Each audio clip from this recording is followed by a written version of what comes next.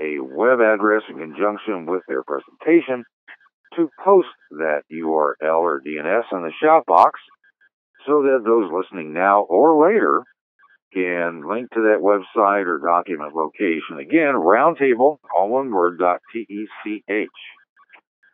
So we're going to get right into it and start out with announcements, stations with announcements for tonight's Thursday night E-Star Roundtable. Please key up now.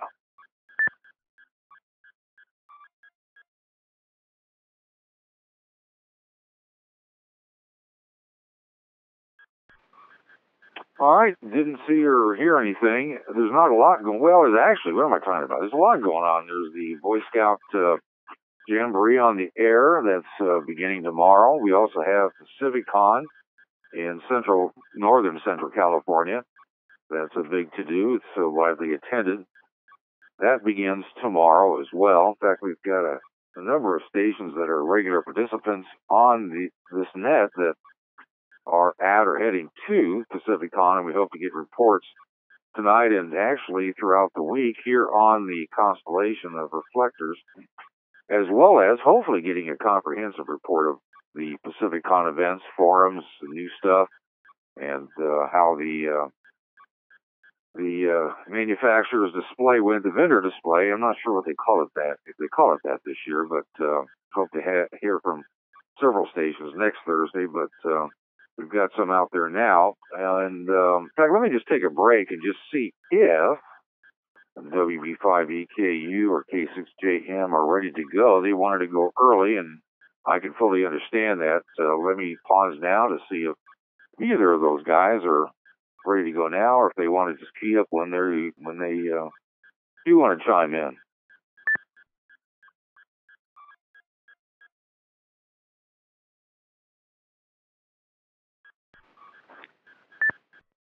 KC8. Well, I didn't hear Don or Jim, but I know they're there. They were testing their equipment earlier and had really good connections, and so I think I left it that when they're ready to participate, key up. In the meantime, we've got Bill, KC8YQL. You're the first up. First key up, that is. Welcome, go ahead.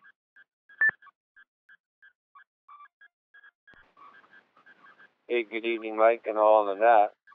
I'll probably be up all night tomorrow night talking to the Australian Boy Scouts and Girl Scouts.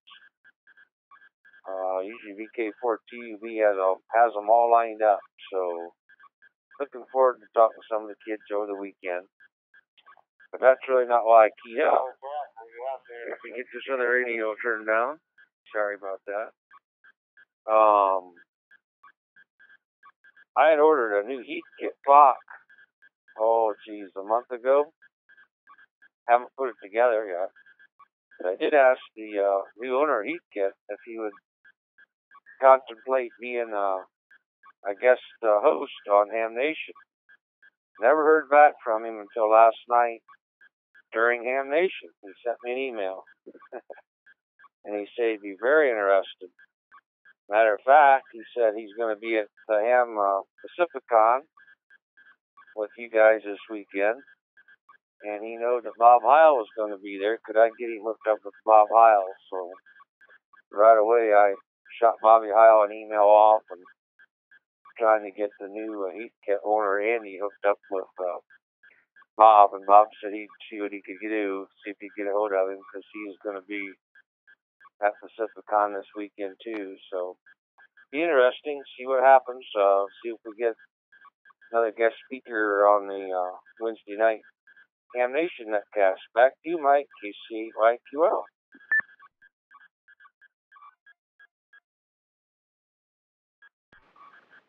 All right, Bill. Pretty interesting stuff. So, did Kerry? Well, let's do his qualifying.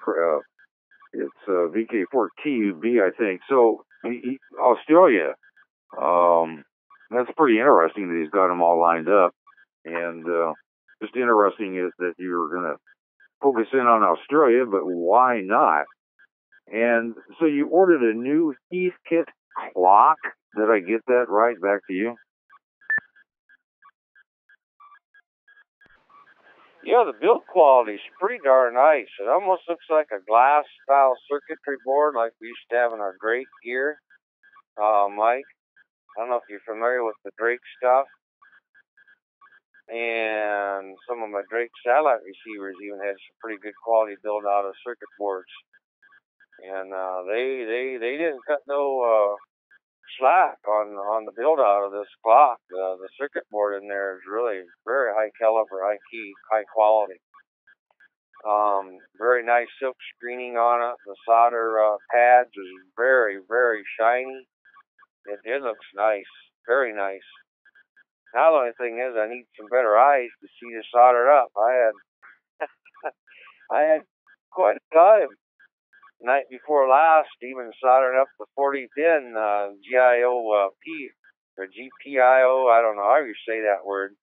Trying to get the 40 pins soldered on the Zoom board, and I got it up and running. And I had the Zoom board in the car with me today, along with the open spot. So we was cranking the open spot on DMR, and I guess the Zoom board we was running it on all the modes. So yeah, just got to get better eyes. Maybe you can send me a good pair of those California glasses. You got any laying around out there extra, Mike? KC8YQL, back to you, sir.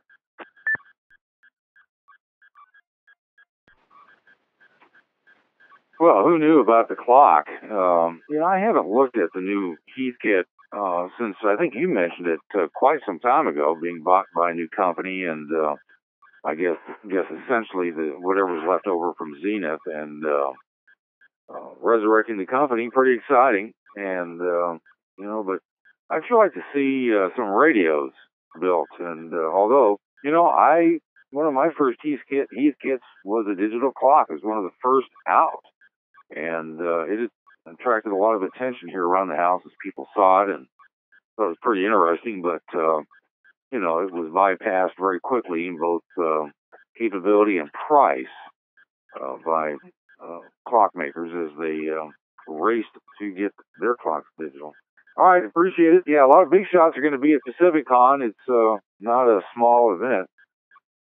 So, all right, Bill, thanks for checking in. Let's see if anyone else has any announcements as we begin tonight's Thursday night D-Star Roundtable. Please key up.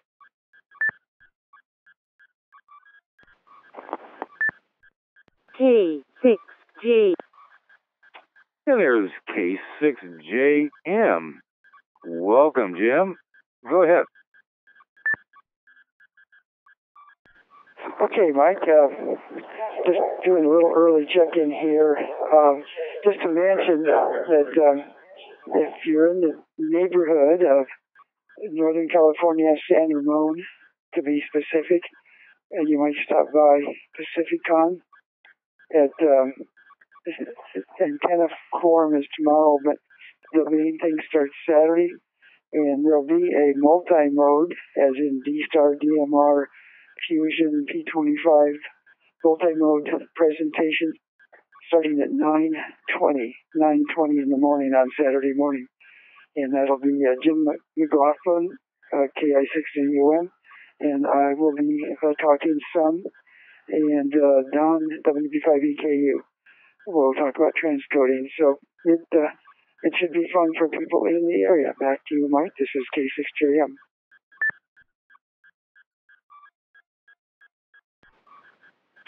Yeah, I agree. And I was taking a look at the email you sent me about your schedule there at the PacificCon. And by the way, I am so sorry you have to skip a dog show. Oh, by the way, what happened at the Nationals?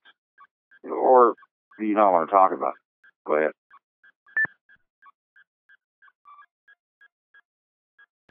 I have trouble flying my dog. I don't enjoy it because one time the dog came off the plane limping. We think they dropped the crate. So this one was too far to drive, so I went by myself and I got in trouble, and they elected me president of the Puli Club of America. So that's the only thing that happened. Back to you, K6JM. Uh-oh. Well, that's what happens when you're either last man standing or you show some interest in something. Well, congratulations anyway. Look, being the national chairman the pulley group is something. But we're getting a bit off topic. I'm glad you had a good time. And so, are you going to have a video presentation as well, or a slideshow? And what is your topic going to be, if you don't mind me bugging a little bit and putting some additional plugs in for those that either are traveling or thinking about it, listening to us, or may pick this up on the podcast, K6JM? Go ahead.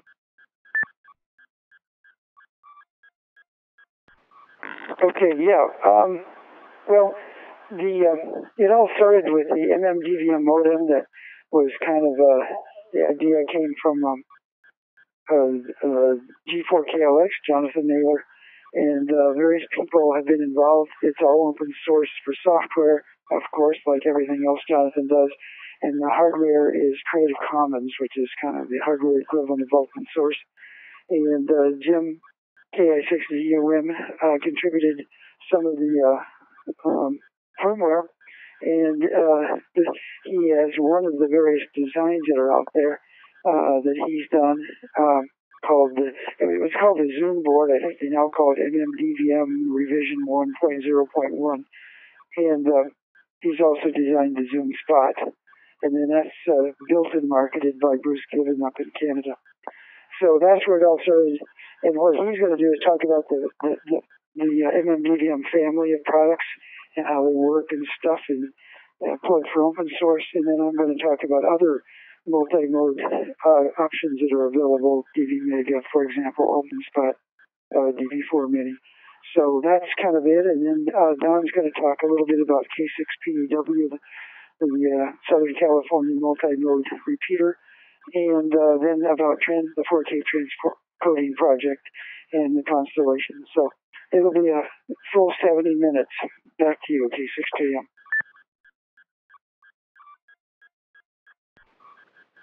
Yeah, it sounds jam-packed, especially with you and Don talking. It's just never enough time, is there, when you're rolling on and you have so much to talk about? Well, you can never, I guess, hear enough about the multi-mode software and its architecture, including MMDVM host and IRC DDB gateway, what else? DMR gateway and YSF gateway. I'm getting tongue-tied. I need to attend your conference. So anyway, there are some topics that I hope you'll be able to spend some time with us on. It doesn't have to be tonight, but I want to go over some of the problems that continue to crop up and the constant questions that you and others have to field concerning D-Star registration, as well as something that popped up to my attention, so-called self-registration. I'm still not sure what's going on with that, and a couple other matters. Do you want to do them now, or do you want to wait and come back later? I'll leave it up to you. You're the one that's there having a good time, and I'm not. Back to you.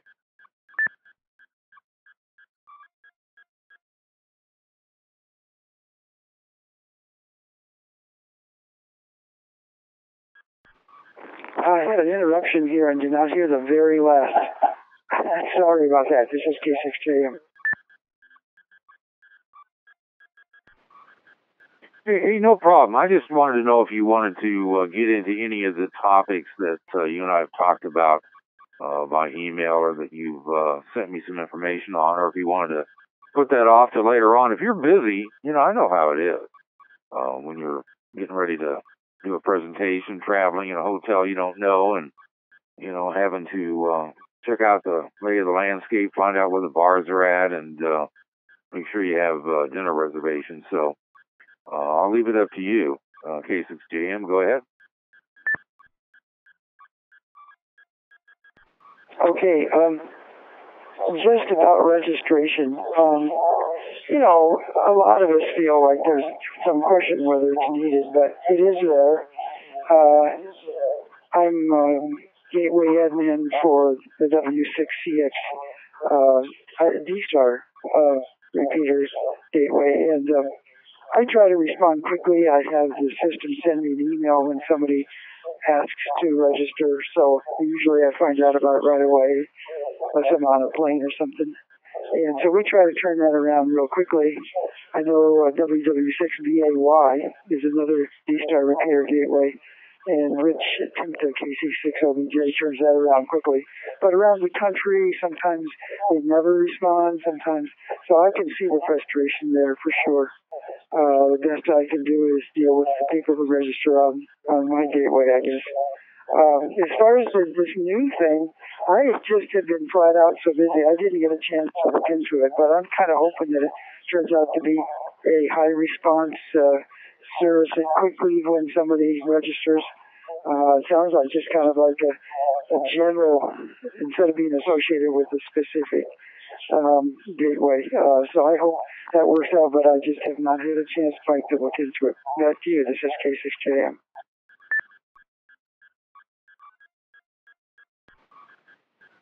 All right, well, we'll check into it ourselves a little bit more. I have some information, but it looks like it's a station, individual person's efforts as opposed to a new standard in D-Star registration. So, can you, I guess,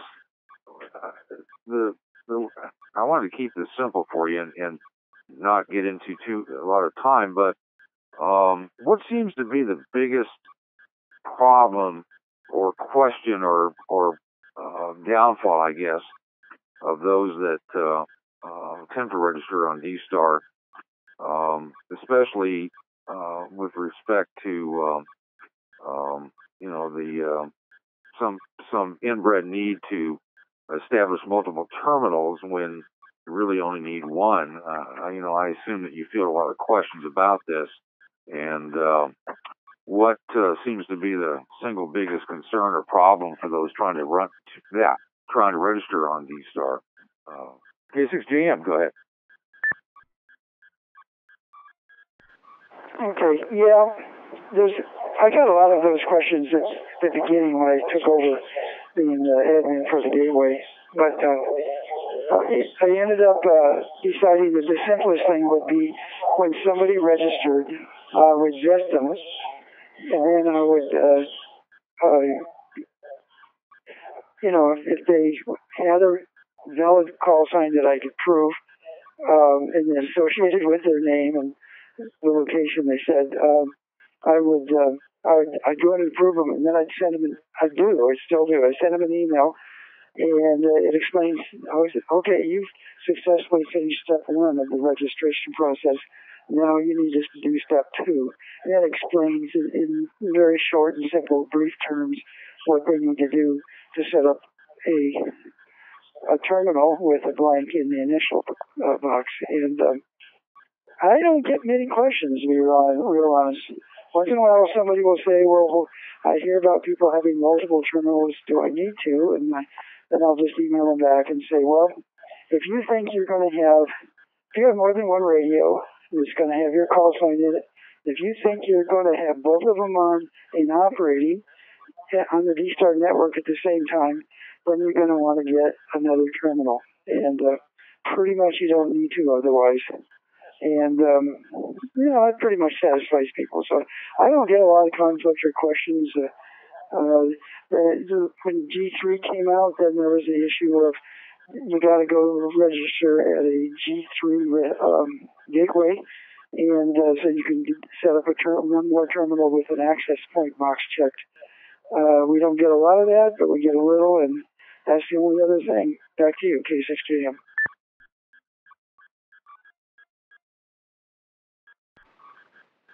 Oh, I got it, and I appreciate it. It seems that the most common situation is when someone tries to establish terminals. That is, they don't leave that terminal box blank in order to register. And as you said, there's just no need for it. You only need one terminal, which is the blank initial box, in order to be registered. With the exceptions, is if you plan to use 2 radios at the same time, both linked to a network reflector. There you would want to get a second one. The chances of having that happening at one time is pretty slim. And then the second one is if you want to make use of the terminal mode or access point mode to the 51A plus 2 and the 4100, in which case you'll have to create a second terminal with the access point box checked. But that seems to be it. All right, Jim. Well, anything further and anything from Don before you guys take off and we carry on? K6JM, go ahead. Okay, Mike. I can't think of anything right now. I think maybe next Thursday would be fun to review Pacificon and so forth. I can't think of anything else right now to cover. Don and I are going to actually discuss the presentation Saturday over dinner here, so we may not be around to participate much longer. But we both wanted to check in, and Don is going to check in right now. So over to you, Don, K6JM.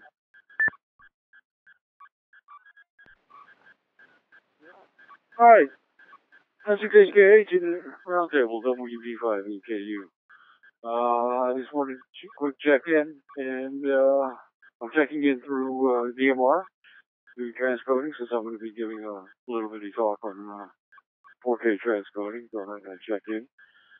And we'll be monitoring for a little bit, but we're going to be going over our presentations here. N6HKH, WB5EKU. Hey, Don, appreciate you checking in, even though we don't take check-ins, but then you're checking in not as a check-in, but as a station checking in from Pacificon, which is not a check-in. So we appreciate you and Jim taking the time to say hello, and you guys have a great time. And yeah, I'm looking forward to hearing all about it beginning, next Thursday, and hopefully you guys can be with us and take up most of the roundtable running down the Pacificon event. So appreciate it. WB5EKU and K6JM, you guys have a good time. I'm going to unkey to see if either one of you have anything further before we move on. Go ahead.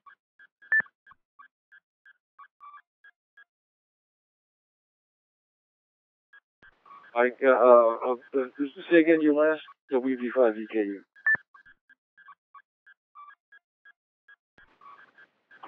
Yeah, you're going to have to tell the bartender to turn the TV down or, turn the music off. No, I just said have a good time, and I was going to pause to see if you had anything further.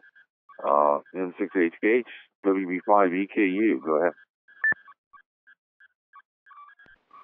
Okay, well, the pour from the bottle into the glass gets quite noisy, and, I'm sorry it's drowning you out and our concentrations elsewhere. But, the only thing is, hope between Jim and myself next Thursday, to give a report on Pacificon. And we might come out of that. So, we'll be monitoring for a while. But if you do need to call us, call a couple of times because ice going into glasses gets pretty noisy there. N6HKH WB5EKU.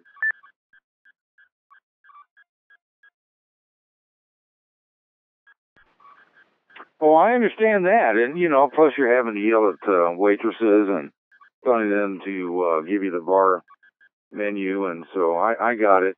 But look, at least you brought your hotspots down to the bar. That's very cool. We can't normally demand that people do that. So, all right, you guys take care. Have a good time. N6HKH with the Thursday night D-Star Roundtable. Any other announcements? Please key up.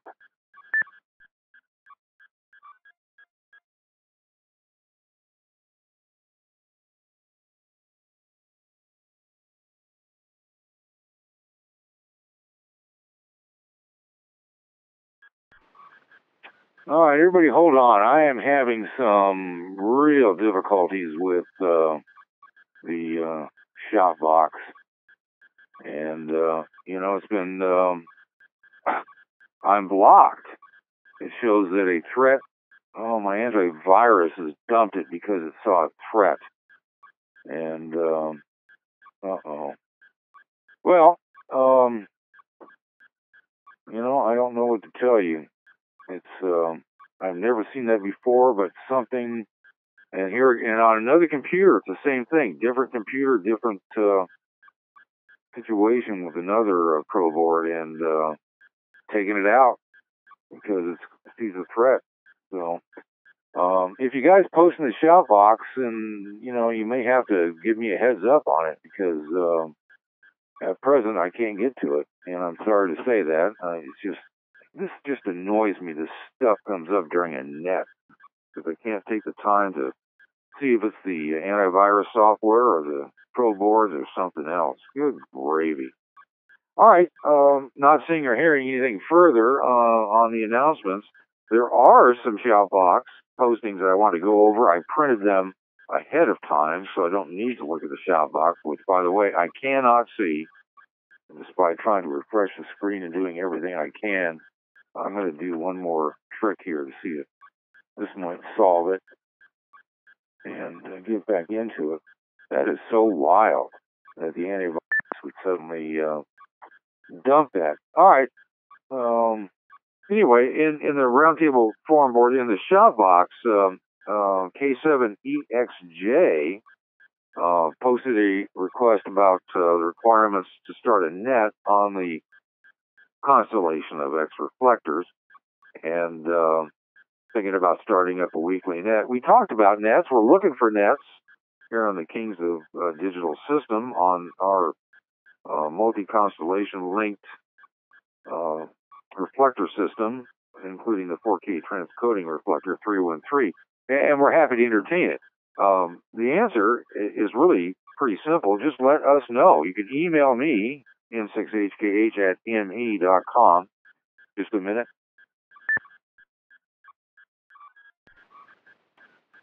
Because, as you can imagine, it's one thing for guys to get on the constellation and carry on, which you can do as you please, and you're free to connect to any of the reflectors. They're there for your use. They're all open. There's nothing special. Well, I mean, in the sense that anybody can connect to them. We just ask that if you want to start a net, you let us know and talk to us a bit about it. Doesn't take much. We're going to be adding a couple nets here, hopefully one this week and one next week. So just let me know, send me an email, post something if you like, and we'll take a look at it and get it set for you, because it just needs a little bit of coordination with us. But other than the requirement that you contact us and, get our permission, so to speak, we're not overly suspicious about these things, but as with any net, it's going to take time and coordination, and we want to know what reflectors, what audience, and we want to promote it for you. Just let us know, and you'll be good to go. So that's all there really is to that. And hey, the shout box is back up for me, and got a couple others. There's a K6FED, put a link to the MyDB host update video from Goose, and we'll have to take a look at that. And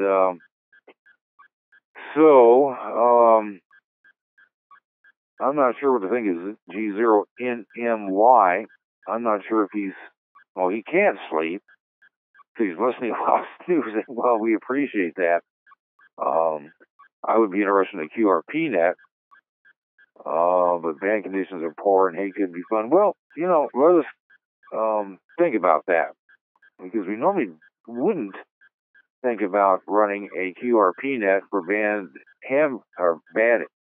conditions, which that is very true. Of course, that's one of the shining features of G-Star and digital modes, is that you can talk to the same places that you talk to on the low bands.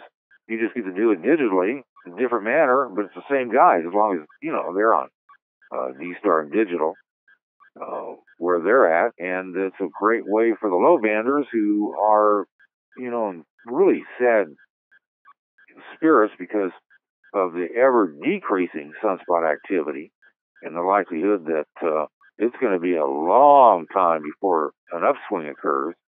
Certainly, it's going to be long past my lifetime, but in the interim, I would think that D-Star and groups like this, the constellation of X reflectors, would be a place to shelter yourself in the meantime and talk around the world much as you would in the low band. But that's just me.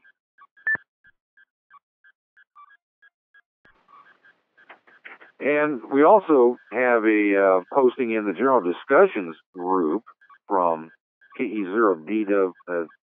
Boy, I'm having trouble reading. Maybe I need to turn the light up. KE0DQW, who tells us that he reached out on the DV Tool Yahoo group asking about using a DV3K on Freestar. And I'm not certain if that means that the DV3K, which is Internet Labs device, if he's talking about actually connecting to Freestar and talking on that system, or if he's talking about using the Freestar DNS server and the two not talking to each other to be able to get host files loaded. It's not clear, but he goes on to say that the instructions for using the DV tool to use a dongle with Freestar, you have to use DV tool version 2.0, but version 2.0 doesn't work with the DV3K, only 2.1 does, okay? So does anyone have any tips on how to use a DV3K with Freestar? Just out of curiosity, let me see if KE0DQW is with us and maybe can help add a few facts to his request. So, KE0DQW, go ahead.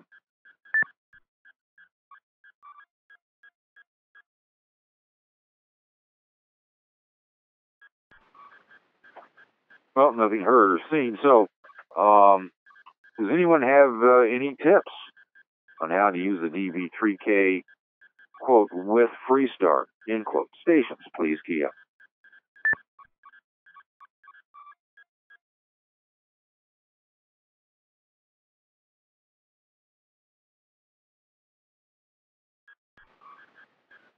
All right, nothing heard or seen. I haven't heard of anybody using DV3K dongle and Freestar. The problem may be a misunderstanding as to the capabilities of the DV3K and whether they can connect to anything beyond, whether the DV3K can connect to reflector systems other than REF. Because it could be that he's trying to connect to an X reflector or to, someplace other than the REF reflectors, and finding that the DV3K, which is built for REF, won't connect there, and or there's an incompatibility problem with the Freestar server in the DV3K dongle, or he just wants to talk on Freestar, whatever that may be. It's hard to say, and hopefully KE0DQW can follow up with this post and clarify a bit what he's what exactly he's facing. That is, how he has his DV3K connected, and I can tell you that the DV tool will not allow connection on the DV3K to anything other than REF, which of course is a big downside, but it can be used, I believe, with the software. So is that still the case? Does anybody know? We haven't even heard of anybody talk about use of the DV3K in quite some time. Let me see if anybody knows anything about this. Please key up. W6KB-M.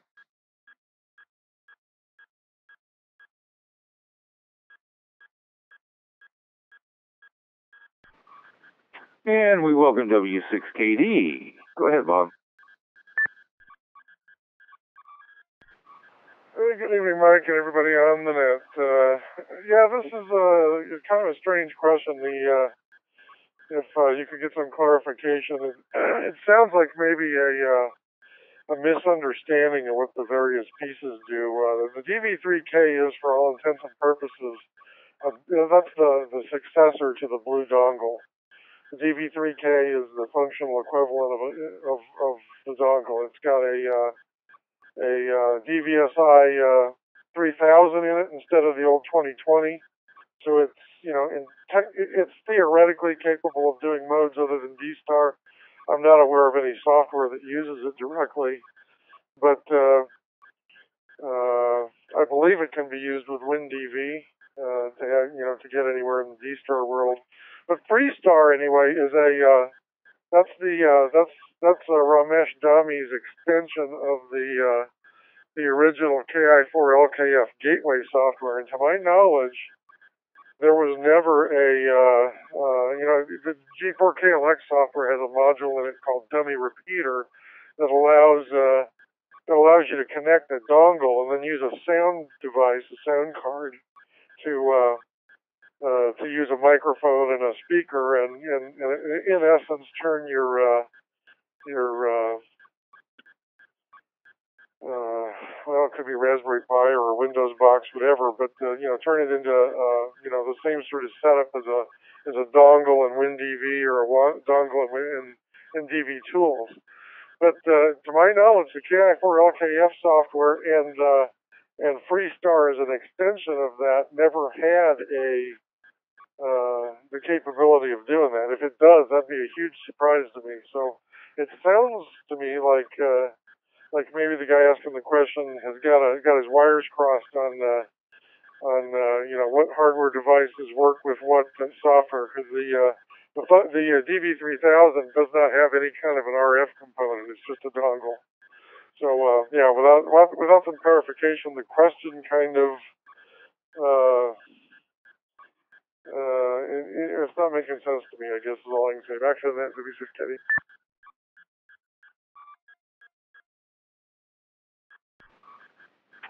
Yeah, that does seem to be the case. Well, hopefully we either listen to the podcast and I will post a reply there to request more details and see what's going on, because it does sound a bit convoluted, but I'm sure to him it's a serious issue that he'd like to help get resolved, and well, maybe by next Thursday or on next Thursday we can resolve it for him. I never give up on questions. We'll just need to get some more information fleshed out. All right, anyone have any comments on any of the postings in the Roundtable Forum board that you found that perhaps you'd like to bring to our attention, or some other interesting posts that for some reason I missed or overlooked? Please key up.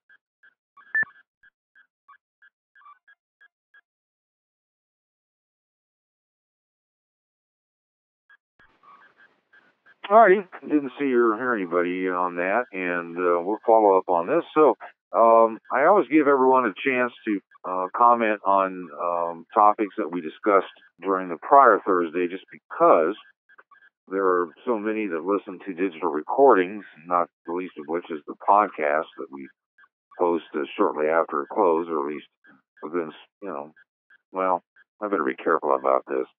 I want to give Meg enough time to, clean it up and get it uploaded. But, several hours, if not the next morning following it. In any event, a lot of people listen, and they hear a topic discussion and come back the following Thursday to be with us live to comment on something they heard because it was of interest to them. They know a lot about it. It didn't make any sense, and they have questions, or even the presenters sometimes come up with some additional details that they neglected to let us know about, and this is the opportunity to do all of the foregoing.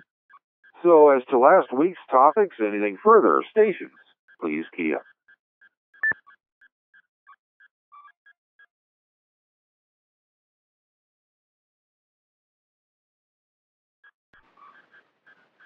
Alrighty, nothing there. I have a suggestion. I tried it last week, asking for stations to comment upon new equipment they purchased that either worked so much better than they ever expected, or problems that they've experienced with new equipment that we should all be aware of. Sometimes it's as simple as reminding us to update the latest firmware, and other times they have to send the damn thing back to the factory shortly after receiving it to get it repaired for one reason or another. And sometimes the repair ticket that comes back explaining what happened is interesting, and perhaps we should ask for that. I was told, so I'm going to do that now. If you wish to comment on some new gear that you picked up, good or bad, did you have to send it back to the factory? Has it done everything and even more, perhaps even washing your car? If that's the case, we'd like to hear from you. Please key up now.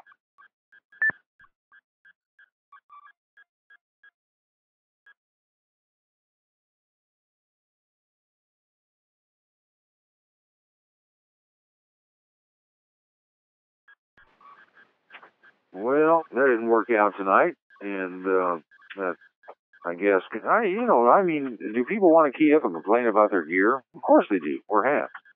So it makes sense that perhaps there might be some interest in that. We just haven't had a lot of response. So, well, at this point, I just wanted to let everybody know that this has really been a tough week here. I've been out of pocket and frankly been ill as well. And we've had much of the roundtable crew either sick or just not, available. And so there aren't many planned topics. So I am going to rely on you, all of you, to help us out tonight with topics that you wish to discuss, things that have come to your attention that you think would be of interest to others, questions you may have. It's going to be kind of a continuing open topic, open question roundtable for the remainder of the evening until we happen to trip upon a topic or something else that can take us on for a while beyond just 45 minutes of runtime. So I'm going to open it up for all stations, and I hope somebody keys up and wishes to start something for tonight. Stations, please key up.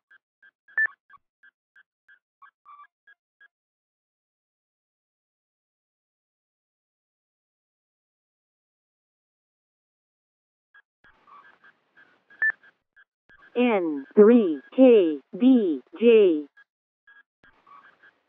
N3KDJ, welcome to the roundtable. Go ahead.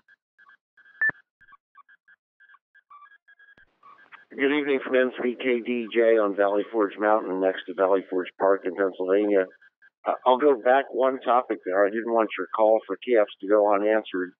I'll give you two quick products that I'm using that I'm very pleased with in digital radio. Certainly the THD74 that I'm on now with the RT Systems programmer. Very, very pleased with that coming from an ICOM ID51A. Great display. APRS transmitter is brilliant. The GPS is super. For a guy 57 years old, the screen is easy to read. So very pleased there. And I did also add, because I found DMR very impenetrable to me, one of the new R-Finder radios that is the hybrid Android phone connected to a radio. It doesn't have to be a phone. I use it just on Wi-Fi, but very pleased with it as well. So two quick product comments to your query. One back, being a little out of step here, but again, wanting to participate and not leave you with no responses, because it's great what you do with this roundtable, and we appreciate it. So back to Net Control from November 3 Kilo Delta Juliet in Valley Forge.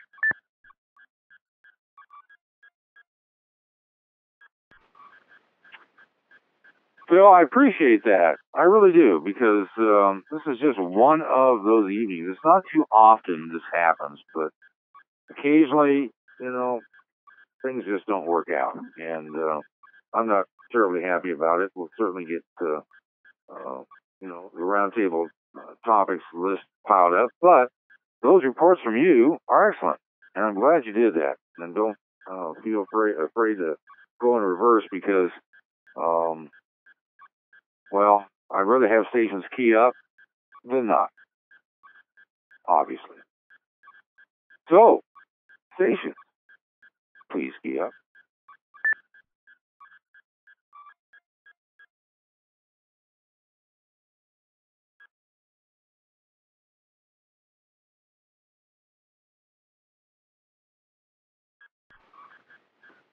Well, let's do it this way.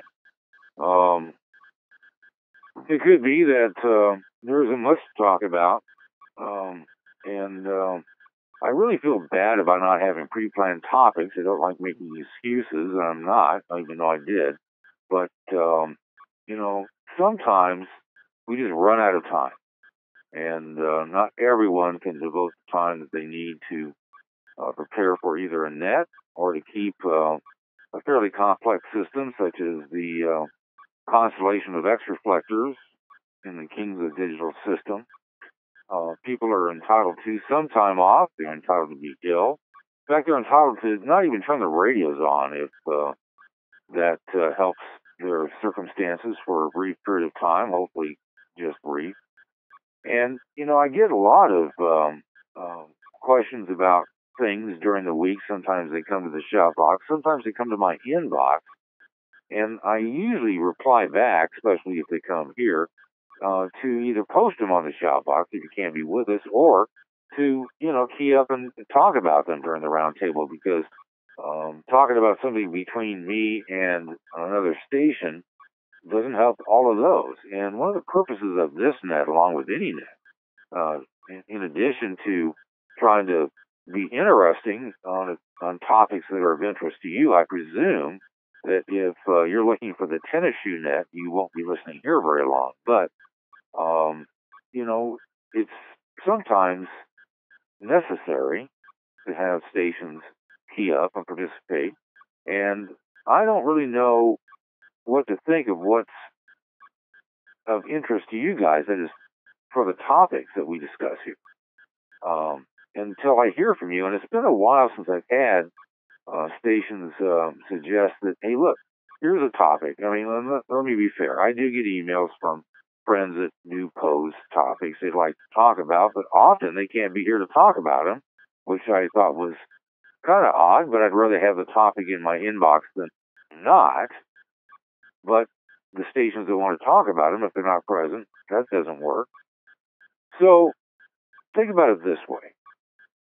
If you were sitting in my shoes, well, you don't want to be in my shoes, but sitting in this chair behind the round table microphone, and we're running a net, running this net, what would you give? Well, that's not a good word. What would you say about the topics that you'd like stations to talk about? That is, what topic would you key up and ask for stations to key up to start a discussion? So, stations, please key up.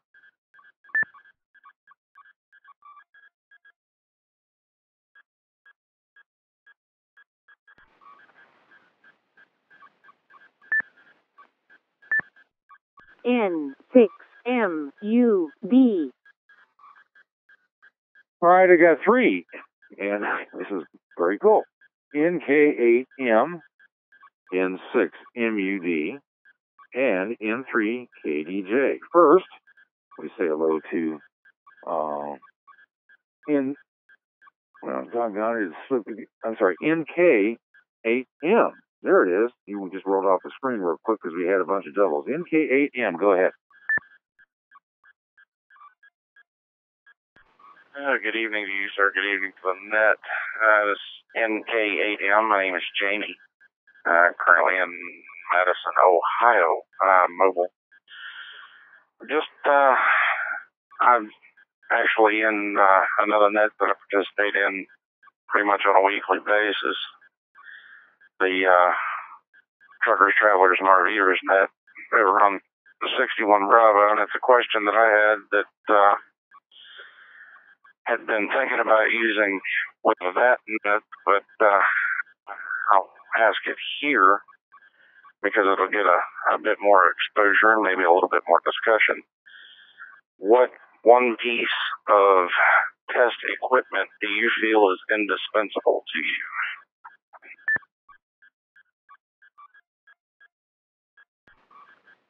Hey, that's a great question. I don't think that's been asked. Let's find out. Stations, please, Kia.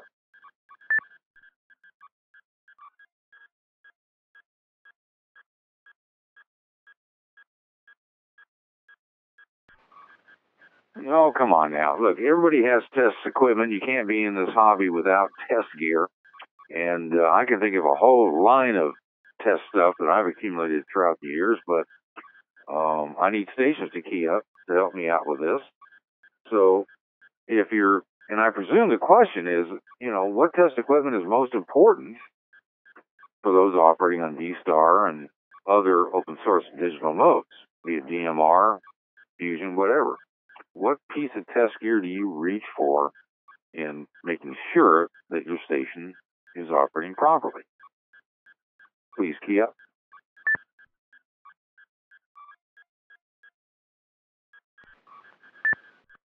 N3K.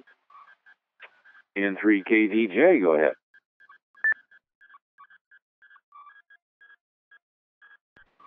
I'm not a kit builder or really a tinkerer so much, but I do have a bunch of radios, and I think for me, frequency counter is probably go-to for me to see that I'm on frequency and that I'm getting output. It gives me both signal confirmation for RF and approximate level.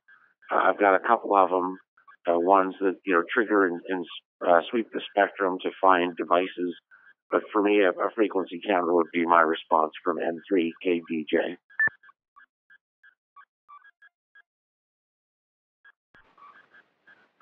Makes sense. Stations, please key up.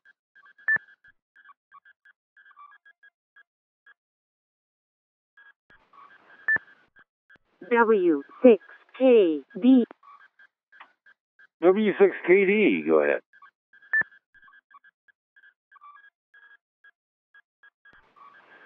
Well, I think the first thing that comes to mind is the obvious one is a good quality multimeter. And I've noticed that there's a lot of cheap ones out there anymore, and the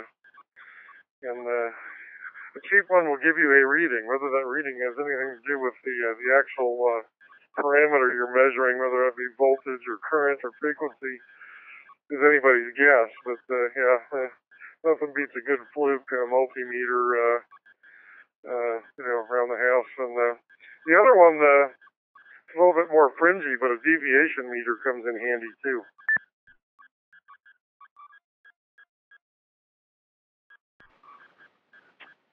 Yeah, both of those, especially the multimeter, that does come to mind first, and I can't imagine existing without one.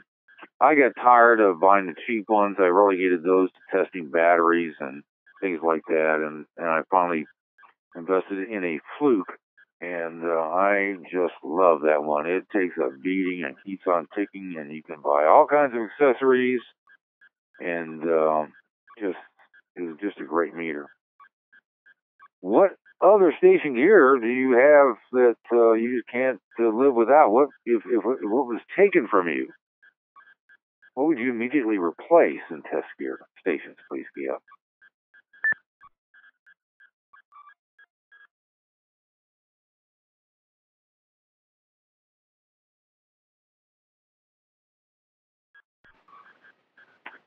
Well, no response there. I have to tell you that having some way of testing for SWR, be it Bird watt meter, but having a watt meter that does SWR is important to me. I also, because I crimp connect just about everything, I have a device that tests the connections, and you can actually connect and test various kinds of connectors, and also if you run Ethernet wiring, Cat5, Cat6, Cat7, whatever, I can't imagine existing without a set of crimp tools and RJ45 connectors and a device to test the continuity of it, depending upon its use, and perhaps even have the capability of seeking out breaks and improper pairs and shorts and opens and things like that. So, but there's not one that I would get upset about. Although if somebody swiped my Bird watt meter, I'd be pretty upset. They were expensive. Those plugs were expensive. They don't make them anymore. And it was a great meter. Still is. All right, let's move on. N6MUD. Craig, thanks for being with us. N6MUD, go ahead. Hey, good evening, Mike and Annette. Before I get going here, I just want to make sure you guys can hear me okay. I've had some issues with my station here in the last couple of days. Well, you sound fine, although keep in mind that as soon as you ask me that question, you're going to go away, which seems to be the jinx, but we'll give it a shot. No, you're doing fine, Craig. N6MUD, go ahead. All right, well, this is a little bit of a different topic, but it definitely does involve D-Star, so I figured I'd talk about it. So, the last few months, I've been getting harassing, not really harassing, but letters in the mail from a rather large linked Southern California system that starts with a P, saying that my dues are delinquent, which is true. I mean, I haven't really, paid my dues the last year because I haven't been using the system. Which brings up the point, I'd rather put my money towards a place that I get enjoyment from and actually listen and take advantage of the systems now. So, Kings of Digital, kind of curious, how can people like me, amateurs like myself, help you guys out? Can we write you a check? Can we send money somewhere? How do we actually support the system? Because I feel that I want to send my money somewhere to where I actually listen and enjoy the conversations and enjoy the net. So let me know, and I will send a check out to you guys to hopefully put towards some type of use there. Go ahead, Mike, N6MUD.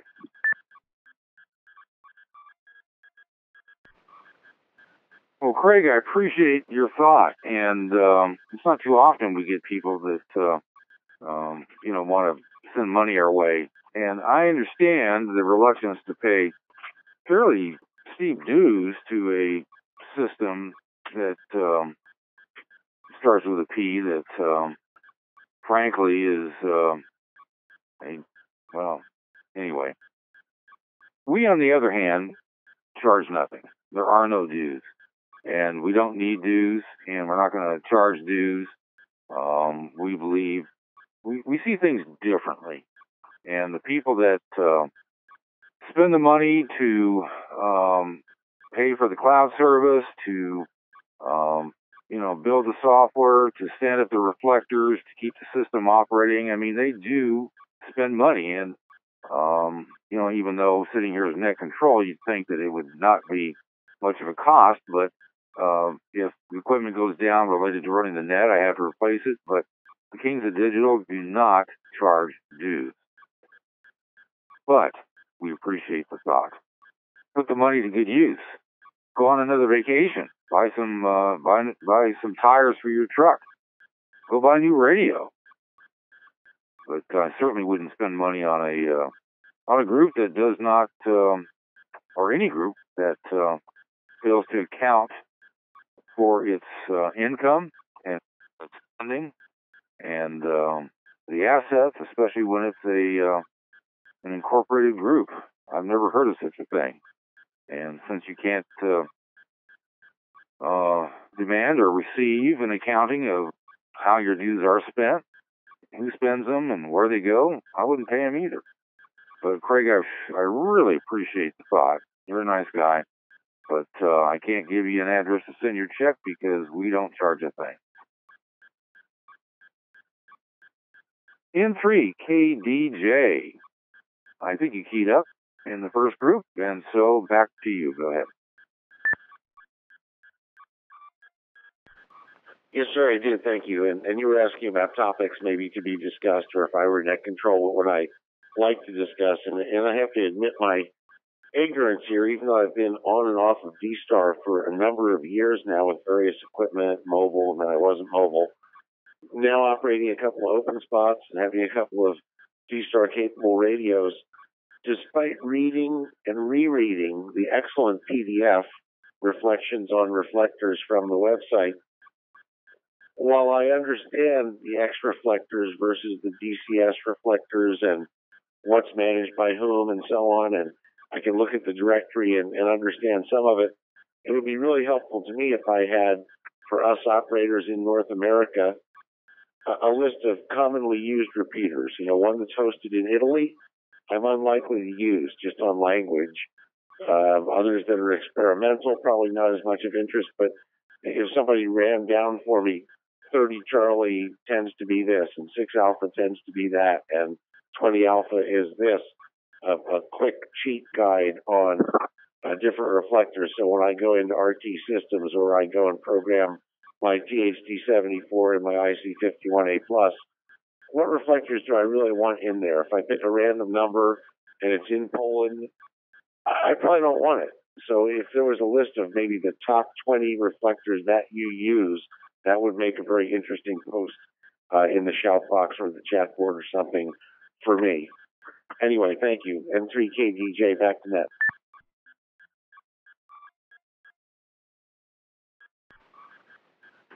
So, the reflectors, are you talking about which reflectors are most active? I mean, most of the guys that operate here in digital, they chase activity. And be it repeaters, and I know you didn't mean to say that, and reflectors, they don't normally park on a reflector that's dead as a doornail unless you're the administrator or you've got some investment or involvement in the reflector or the group of reflectors that exists. So I assume that you're talking about where is the most activity? What reflectors are the most fun to listen to, other than, of course, the constellation of X reflectors here. But I don't know if such a list exists. I know there's lists of nets and other things, but let's find out. Stations, please key up.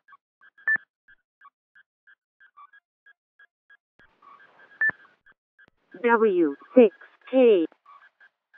W6KD, go ahead.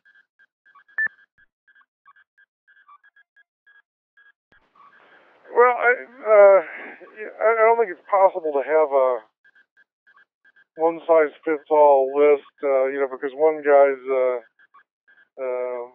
interest might not be another guy's interest, and but a good starting point, at least in the X reflector world, is John K6KD's website, xrefl.net. No www in front of it, just xrefl.net. And that's a directory of the X reflectors, and there's some information about each of them, who operates it, where it's located, if it's Russian language or something like that, so you can get an idea of what's out there. But yeah, I mean, it might be an interesting discussion about where people hang out. And of course, I hang out here on the constellation. The constellation reflectors aren't only used for the roundtable. There's several other nets that run on the constellation, and of course, it's available and in use 24/7 the rest of the time. So that's kind of my hangout. And from time to time, I'll be on the Denver area reflector because I live in the area, and I've got some friends down in the Arizona area where my family is, and those are relatively nondescript if you don't have a personal connection to them. If you've got friends in the Denver area or the Phoenix area or whatever, then that might make sense. But on a larger scale, the constellation, that's where I hang out. Anyway, back to that W6KD.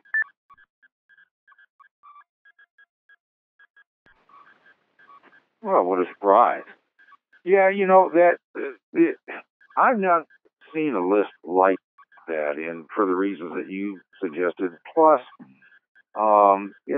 activity comes and goes. People talk about REF001C being the place if you, are at wit's end and just can't stand the fact that your favorite reflectors aren't doing much, and that's where people tend to gravitate. But at the same time, there are just as many complaints about REF001C either not working, dropping, cutting stations off, and packet loss that seems to evolve or derive from the reflector itself. And in fact, I can't think of a week. And look, I'm not bad-mouthing RES001C for heaven's sakes. But I kind of am just to make this to make this point.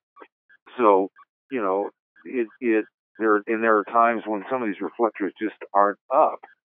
And I think it would be tough to make a list. And plus, you know, you're asking some guys that love the constellation of X reflectors that spend most of their time sitting here. But at the same time, if, you know, it might be fun to take a poll. Maybe we can put together something that we can send out to the email list guys. That is the people that have signed up for the Kings of Digital Thursday Night G-Star Roundtable newsletter informational flyer, which you can sign up for on the landing page of the Roundtable forum board at roundtable.tech, TECH, just as an aside. But we could send to the people who have subscribed to that either a MailChimp survey or maybe a quick poll or something like that. I hate to, you know, load up people's inboxes, although we don't send a whole lot of stuff other than just what's necessary. But it might be interesting to find out just globally, you know, where people like to hang out, and again, it's chasing the activity. We hear comments a lot about where can we see that activity? That is, what type of reflector watch or you know, gathering of reflectors that are you know, live watch of sorts, not past activity. Dashboards aren't, you know, very good unless they are DXRFD or you know, of the more recent ilk where they're updated instantly. REF reflectors are just horribly behind. And unfortunately, there are also some DXtra reflectors that aren't terribly current. So, you know, there are places, and we've talked about this, and I think we may even have a list somewhere in the Roundtable forum board of the reflector live activity watch list. There's all kinds of names for them, and the main name just escapes me right this minute. But anyway, guys watch that looking for where the activity is, and then they go to that or link to that reflector. And of course, that's one of the great things about DXtra and the X reflector system and D-Star in general. Just much as you might watch for Brandmeister and seeing what talk groups are hopping and perhaps connecting there. You know, there's the same thing for DCS reflectors. So that, I think, tends to be the way guys operate. But I'll see if anyone else has a contrary or different opinion or wants to supplement this. Please key up.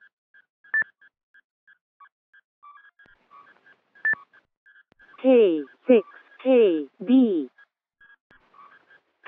And there's John, K6KD. Go ahead.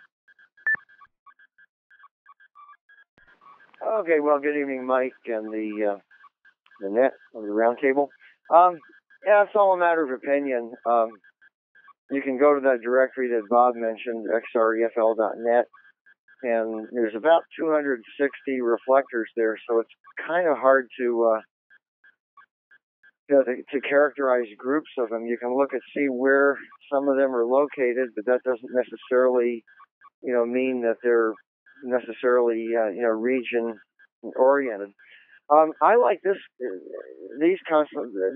reflector system, and I think the way I look at it, there's kind of a sweet spot in terms of how busy a reflector is.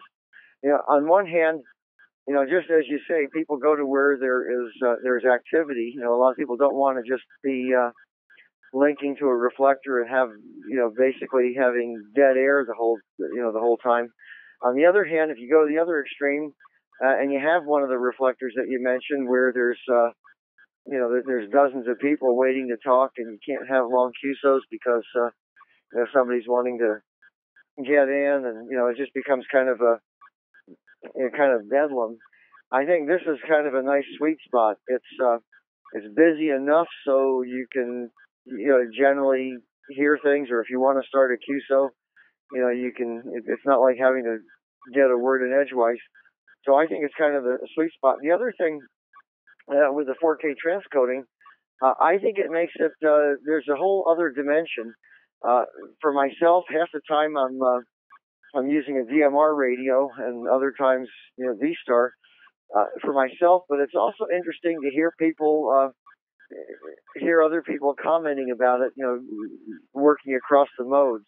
For example, I heard a couple of guys talking, and one of them was V-Star, one DMR, and I guess the V-Star person had never talked to anybody on a DMR person, and vice versa, and they were, you couldn't tell the difference. I mean, the quality was the same, but they enjoyed the, just the novelty of it. So anyway, that's my 2 cents. Back to that, K6KD.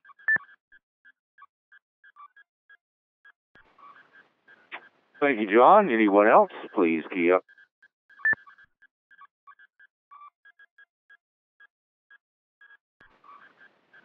All right, nothing else there. So I'm out of stations, which is, of course, unacceptable. So, looking for stations who wish to start a topic, ask a question, press an issue, open their life to those that love V-Star and all things digital. Stations, please key up.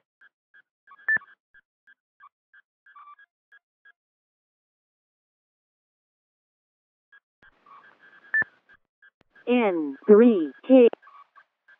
N3KDJ. I'm glad you have a list with you. Thanks for sharing. Go ahead.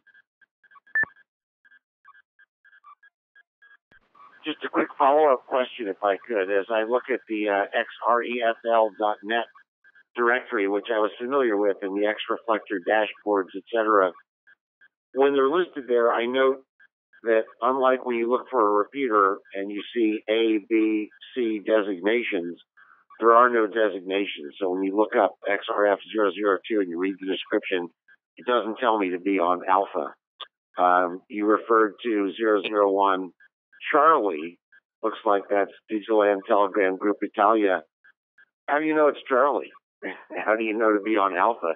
I understand if I want 2 meters, I want 1.2 gig, I want 440 in the repeater world of DCS reflectors, etc. But just noting that there are no suffix in that directory. If I pick that, gee, XRF007 in Rome looks interesting, Alpha, Bravo, Charlie, question mark, not sure. W6. That's a good question. W6KD, go ahead.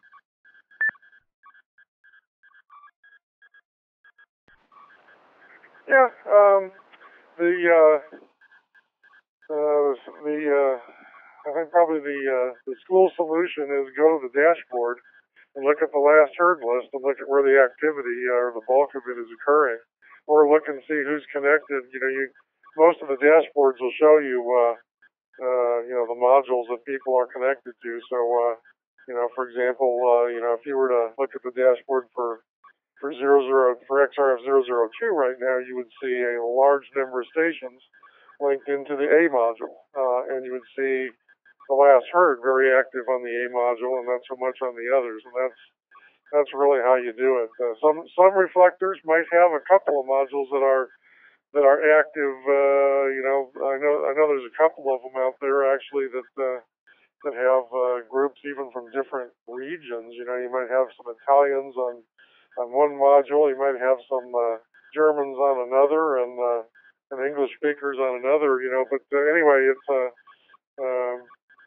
you kind of get a sense of, you kind of get a sense just from looking at the dashboard. The other thing you can try also is if you go to xreflector.net, spelled out, xreflector, one word, .net. That's a German website that has a live list, and anybody that has, for example, CCS turned on in their gateway, every time they key up, their transmission will show up on the xreflector.net IRC-DDB live list. And so that's one place to look for activity. If you're just looking for somewhere to go where there's people talking, you can look there, and and you'll get an idea for where where activity is taking place. But yeah, it's a little. Some of it's just just your basic exploration. Go out and take a look at the dashboard. It's pretty apparent when you get to a reflector that's pretty much dead, that's not being used much. If you look at the dashboard, you're going to see last heard list with 2 or 3 calls from today and a call from yesterday and 3 or 4 more call signs from 4 days ago, and that's a pretty good sign that there's not much going on there. So yeah, it's a little it's a little bit of gumshoe work there. Back to net, there was just Kitty.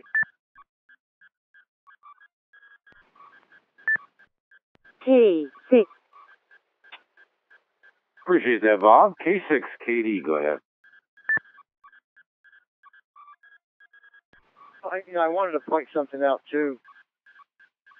Sometimes we take things for granted, but on the xrefl.net directory, those dashboard listings are all live links. Well, they're supposed to be live links. If any of them are not live, they're we find that they're dead, we flag them. Either wait for them to become live or to delete them off the directory. But those are live links, and so as long as you're looking at the directory, all you have to do is click on the link and you get to the dashboard. You can see what modules are busy. Some reflector owners choose to put in the description what the modules are for. Most of them don't. So just a simple click away and you'll see the dashboard. Back to net.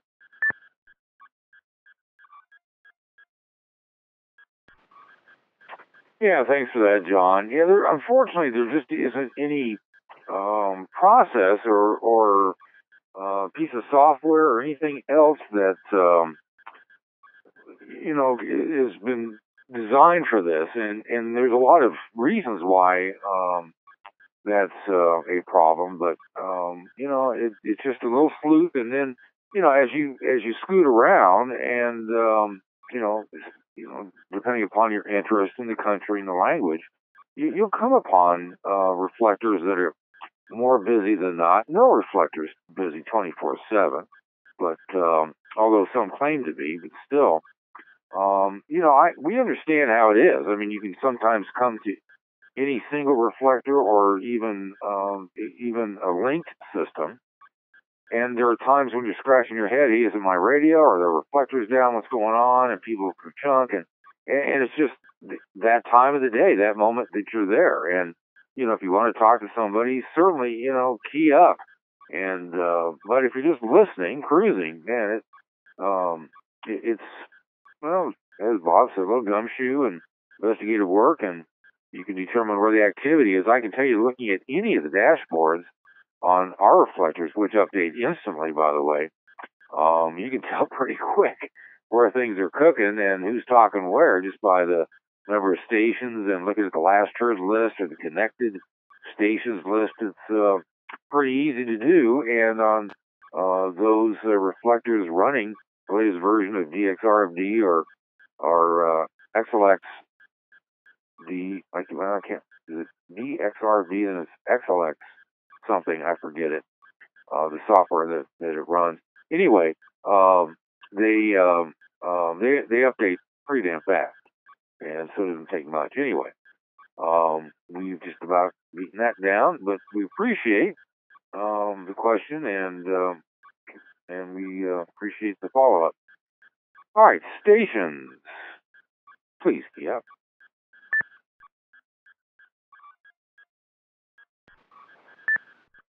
W6. W6, Katie, go ahead. Yeah, I wanted to go back to Craig's question about donations and the likes, and maybe put a different kind of a frame around it or whatever. Is we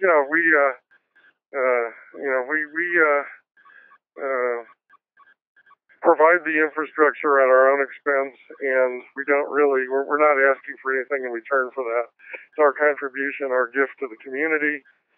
It's there for people to use, and you know, and we don't put it out there with any expectation or desire, excuse me, that people reimburse us or contribute or whatever.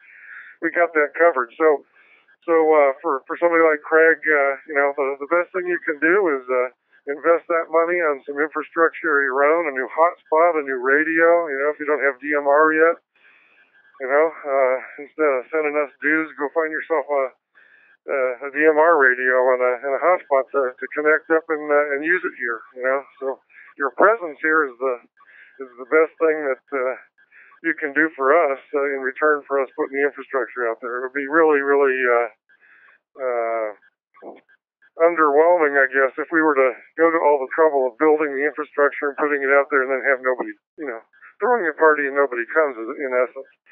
So yeah, please, you know, we don't solicit or accept donations, but if you got some free cash as a result, yeah, plow it back in, you know, get into one of the other modes, or get a better radio, or a second radio, a second hotspot, and come on by. Anyway, that's how I view it. I'm not speaking for anybody but me, but I think the sense is the same amongst the rest of the Kings of Digital bunch. So with that, I'll send it back. W6K.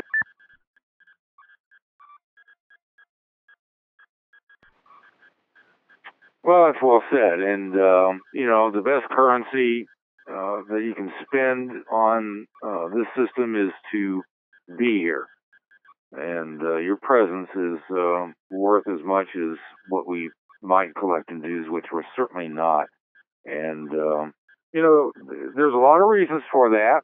And, you know, it's kicked around from time to time, but fortunately, we got a group of guys here are the Kings of Digital that enjoy this hobby and this aspect of this hobby, this part of this hobby, so much that their investment in time and money is, you know, a reward enough, and be able to talk to people is good enough. It takes a while whenever you set up new reflectors, you move from, let's say, you know, D plus to D extra, to get a following. And when we made the jump with this net, we took a hit, and as time went by, you know, everybody finally came on over, and we've gathered a new group of people, and I haven't even thought twice about the move we made, leaving that other system, REF, and their ancient technology, and coming over to what we think is you know, about the best that you can find technologically wise. And look, don't send me emails saying, hey, no, you don't, my system's better. I didn't mean it in that sense. I'm just saying that we're striving to do that. And having people be here is the big thank you.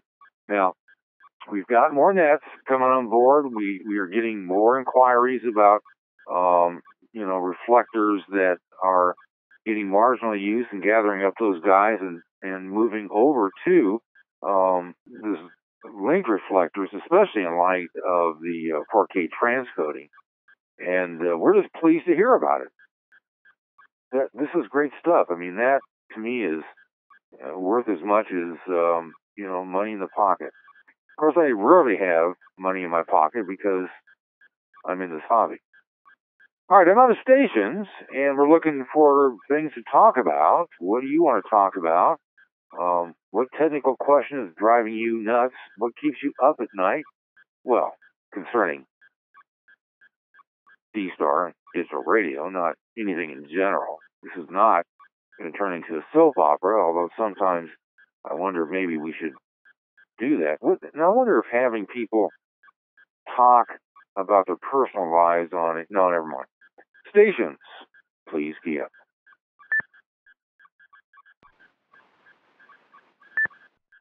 NK8M. NK8M. Go ahead. N7AKC. N. Yeah. I'm kind of newish to D-Star. I've been around here for maybe 4 or 5 months now, but I was wondering, is there a brief layman's explanation of the major differences between the technological differences of a D plus reflector and an XLX reflector, or XRF as the case may be?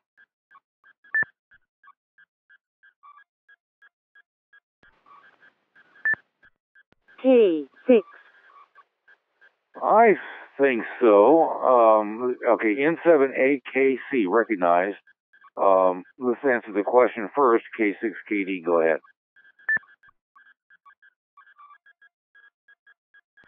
Okay, well, there's a brief paper that I wrote that describes XL. It doesn't talk about D plus, but well, it does a little bit.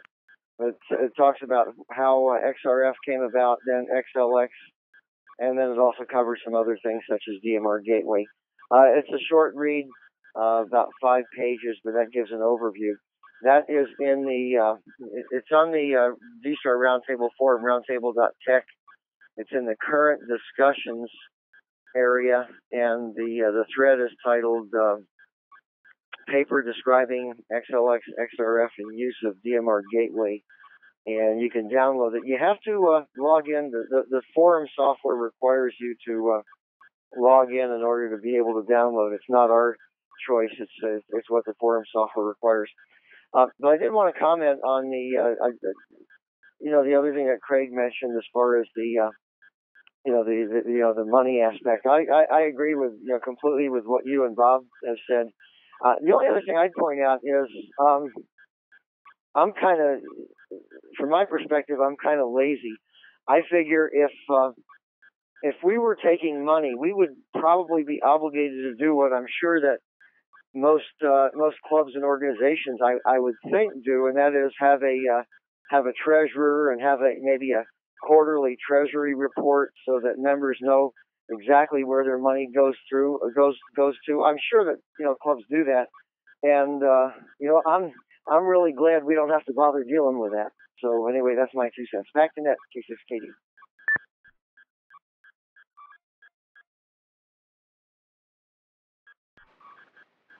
All right, John, thank you. And so, again, the location is of the paper that John described. And there are others. And by the way, guys, if you have seen or if you wrote a paper that describes the basic differences between the types of reflectors, between, he included D+, but I'm not sure that there's much doubt about, well, I don't think these papers that we have here include that, but maybe I'm just searching here as I speak, which is not something I should be doing. But there is a great basic paper on this topic. Feel free to post it in the shop box. I mean, that would be a great place to put it. You can even create a live link if you want to, do so using the tools right above the text entry box. Anyway, the one on the Roundtable forum board that John described is on the main page. Go to current discussions, and then the second one down is there. Now, don't be afraid to register with the Roundtable forum board. Nothing bad happens. We don't sell your email address. You don't get bombarded with garbage. It's just the way the software runs. It's not our choice.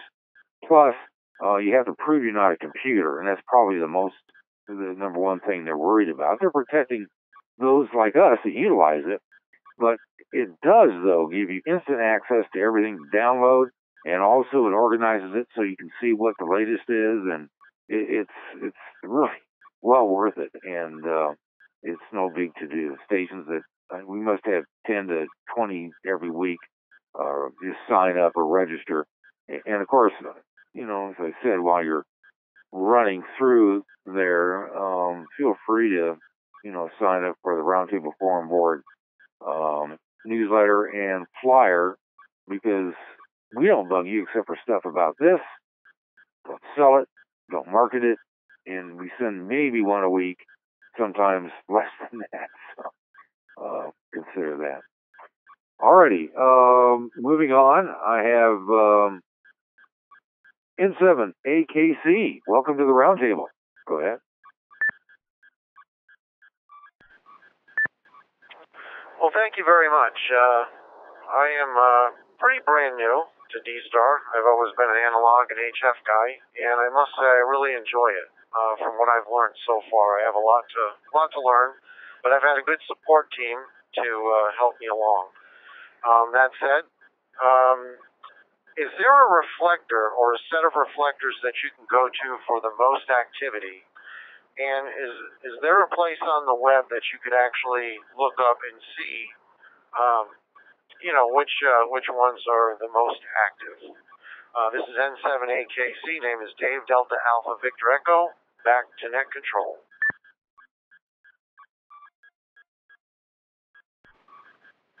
Well, Dave, appreciate that. Thanks for joining us. I've added you to the log. I take it that you just connected because that question was answered not but 10 minutes ago. And we spent a fair amount of time on it because there really is no such thing. But let me see if I can, without boring everybody to tears, ask maybe W6KD to give a 30-second recap of the problem with and how best to go about finding the most active reflectors. Do you mind doing that, Bob, W6KD, for this new D-Star station, new digital station that's joining us for the first time tonight? Go ahead.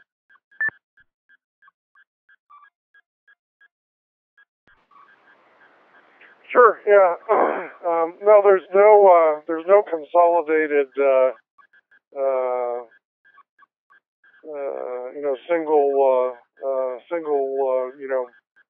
database or website or something like that gives that kind of information. Each of the X reflectors in particular is an independent entity, or in some cases, like with the constellation here. Excuse me. There's a cluster of them, but there is there's no monitor function built into the reflector that reports activity to some central site that would be able to tabulate and keep track of it all. We talked about that some time ago when we were heavy in the development phase for DXRFD4, the fourth generation X reflector software, and we decided not to do that for a number of reasons, technical and other. So anyway, xrefl.net, without the www in front, xrefl.net is a directory of the X reflectors. And it has clickable links that you can use to go to the dashboard of all 258, I think, at the last count, X reflectors out there. So if you find something that looks like it's in an area that you're interested in, or you're just curious, you can click on there and see on the dashboard if it's very active, where the activity is, and it won't tell you anything about beyond that. You'll have to go in and listen in and do a little detective work. And then the other possibility that I mentioned was xreflector.net. Not the xreflector spelled out one word .net, and there's a IRCDDB live page there that shows it shows in real time key ups from people who are either using hotspots that have IRCDDB turned on. Well, not just hotspots, but gateways. It's mostly repeaters, actually, because it has to be an actual logged in IRCDDB account, which is typically not done for hotspots. And also, if a person has CCS turned on their hotspot, it also the CCS servers report to that site, and so you can get an idea of activity to some degree. Anyway, you can get some measure of activity by looking at that. It's not all encompassing. But if a station has, if a user's got his CCS turned on in his hotspot every time he keys up, that key up is reported to the CCS server, which in turn reports it to the xreflector.net database. So you can see, some activity, but for people that don't have CCS turned on, who aren't using an IRC-DDB enabled gateway, they're not going to appear there. But some will. So if you're just looking for activity, someplace to go where there are live humans to talk to, that's one way of doing it.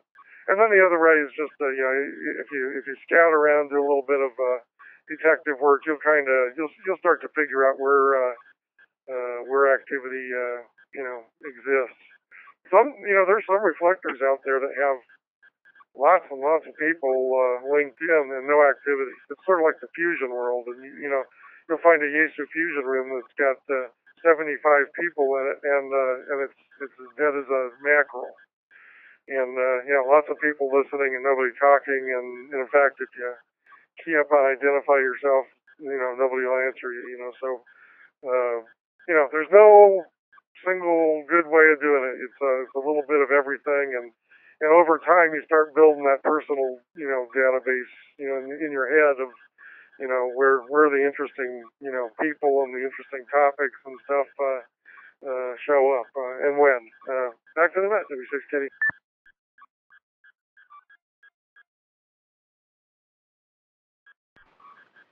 All right, Bob, thanks. So with that explanation, N7AKC, anything further? No, sir. I really appreciate that. My apologies, as I did not know that question had just been asked. I just got out of work and turned on the radio, and it sounded really interesting, and I just kind of wanted to join in. So thank you. I appreciate that. So back to net control, and I hope you have a good evening. I'll be listening. All right, Dave, no problem. Thanks for joining us. And I want to give a shout out to KE0AYJ, who, as you can see in the shout box, is listening from Puerto Rico on Broadcastify, I think is what he's suggesting. So we're glad you're listening. Sorry you can't key up and be with us, but we expect a full report upon your return to the mainland.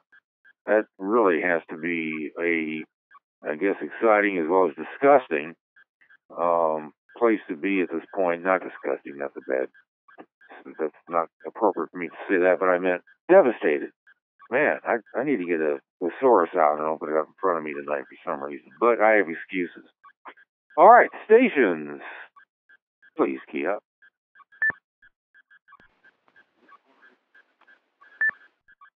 VK3TE. VK3TEN, thanks for joining us. Go ahead.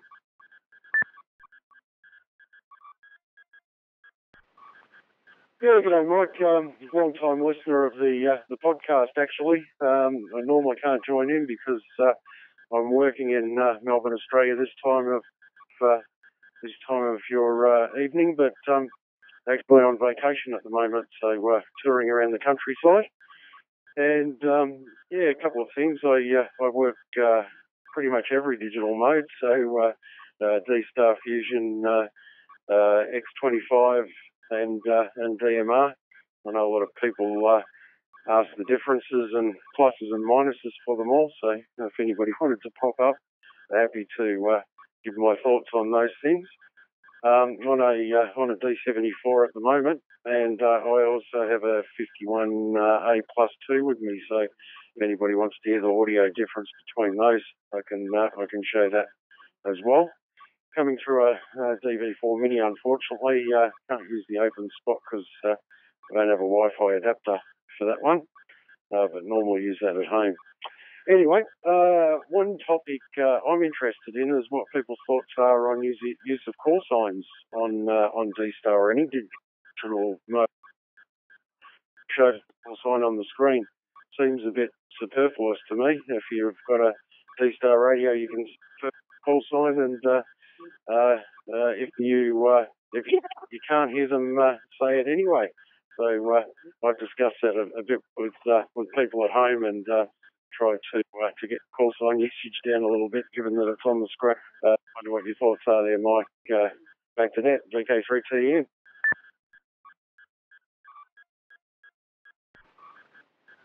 Okay, Gordon. Well, appreciate you being able to join us. And I just assumed that everybody was watching the Major League Baseball playoff series, and just now saw that the Dodgers won Game 5, and for the first time in 29 years, are going to be in the World Series, and that then caused everybody to come on over here right away, which I fully understand because they were playing the Cubs, so it had more interest than just the LA guys. But yay, Dodgers! Anyway, that's odd for an Angels fan, but you take what team you can that's local, and anytime you can get a team that's near you in the World Series, hey. Anyway, so Gordon, you were a little bit broken, so is the question, are you asking, is it redundant to announce your call on the air, given that you have to enter a call, at least on a D-Star radio?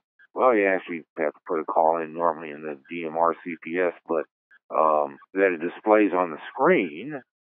And in other digital modes, the call sign might display depending upon the mode and how you have your contact set up, vis-a-vis the 7-digit ID, for example, DMR. Is that it? Or are you talking about, why do you need to have the call sign displayed? Just help me out a little bit, and then we'll open it up to see what we can get for an answer. VK3TEN, go ahead.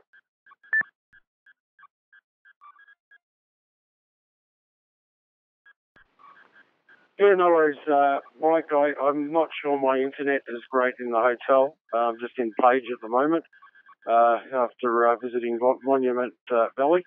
But a bit of a debate I have with people back in Australia is how often you use the call signs on D-Star, because you'll hear people use them at the end of every over, and just wondering how necessary that is, given that they're displayed on the screen.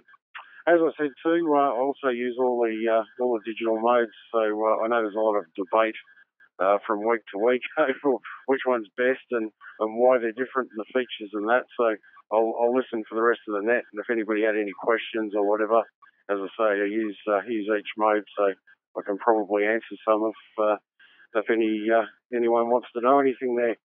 One thing that pops up from time to time is the DMR, and one thing I tell you, I like using that back at home for the roaming feature.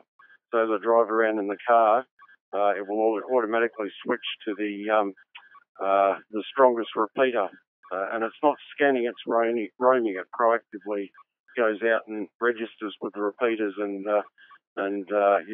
you're not constantly hitting the channel selector, so it's pretty good from that point of view. But do like the D-Star as well, so I don't knock any of the modes. I think they've all got pluses and minuses there. Mike, back to that.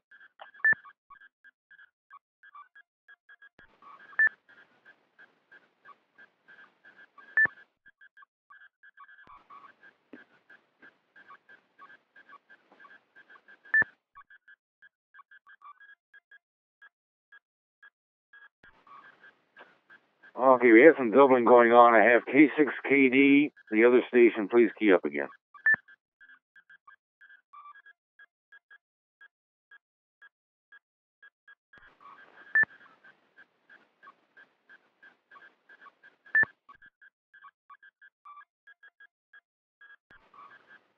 And my timing must be off. Okay, I got W6KD as well. All right, well, I appreciate the offer of help. We'll see what happens. And we don't usually debate which is better, because each has their own pluses and minuses, and it really is not a debate as to which mode is better. It's more related to the infrastructure and the equipment. Of course, roaming doesn't do anybody any good here, because we're all reflectors, be it D-Star, DMR, or YSF Yaesu, and repeaters seldom come into the equation. So, and we at present don't allow Brandmeister to connect. That is, you can't take a Brandmeister talk group or go in through Brandmeister and connect to the transcoder, but that may be in the offering. We're working on it, because we have our own talk groups to connect by DMR and be part of the infrastructure here. So let's get to your question about call signs. I hate it when a station gives their call sign every single time, but I understand it's tough to break old habits. K6KD, you were first. Go ahead. Okay, well, there are two aspects, I think, to the call sign question. One is how often it needs to be given, and the other is, regarding the digital mode. As far as how often it's given, whether it be by voice or by relying on the D-Star slow speed data, it may vary from country to country. I've noticed that, for example, in the U.S., I think the requirement is every 10 minutes and at the end of transmission. But I notice that whenever I talk with stations, for example, in the UK, they give their call sign every time they key up, and so that may just be due to the requirement. But the other aspect gets into, particularly now that we have the 4K transcoding, is that the call sign is not part of the DMR system. I mean, you may program it in your radio so you can associate a DMR ID with a call sign and it'll show up on your screen, but it's not part of the system. So technically, the dilemma is that people on D-Star may not be aware if their transmission is being transcoded to DMR.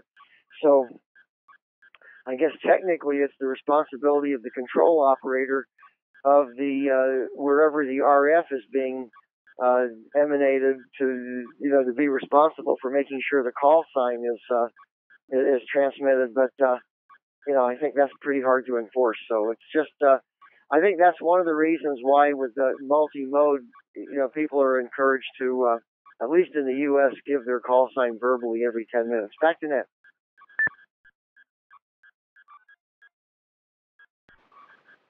Well, you bring up some interesting points, and giving your call sign at least every 10 minutes or approximately thereabout is fine. I mean, I think we all do that, even though the call sign is displayed, but not always, depending upon the mode that you're coming in on and the conditions, the circumstances explained by John.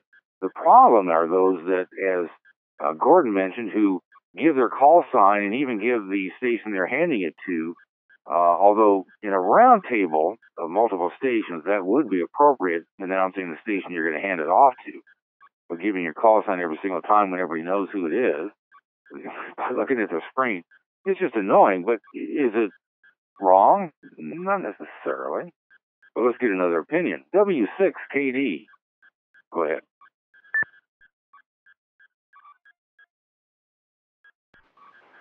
Yeah, well, there's John hit most of what I was going to say, but there's one particular instance where if you have a D-Star operator working through a transcoder, and he does not have a DMR ID, on our system at least, the DMR ID is just all 8s when it gets sent out on the DMR side. So there isn't even a DMR ID that associates with a call, embedded in the digital stream. If you have a couple of guys that are just, dyed-in-the-wool D-Star guys that haven't ever played with DMR, don't have a CCS ID or anything like that, when they're talking on the constellation, they're being repeated through the transcoder out onto the DMR side, and they're coming up with a DMR ID that's all 8s.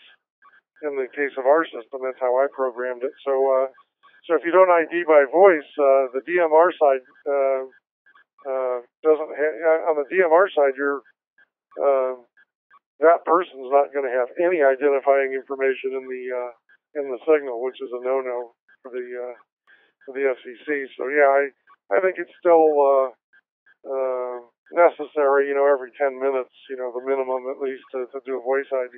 Now we make use all the time of the embedded call signs with For example, the ability to just key up on D-Star without identifying yourself in the net, really speeds things along. Net control not only can see it on the computer, but he's got a running history of who's keyed up. So instead of scribbling away frantically at all the people that that are trying to get in, he could just take his he can just look at the history log on the on WinDB, for example, and that makes things a lot easier. But I think it's still necessary to do a voice call sign, at least at the minimum, every 10 minutes, because these days you just don't know where you're going. You may end up going out on an analog link somewhere on other systems, which again doesn't have any kind of digital call sign information embedded. So just to be safe, it's probably a good idea to do the voice ID. I think just to be legal too, I think it's required to either be CW or voice. I don't think there's any explicit provision for an embedded call sign in the FCC rules. Anyway, back to the net, City.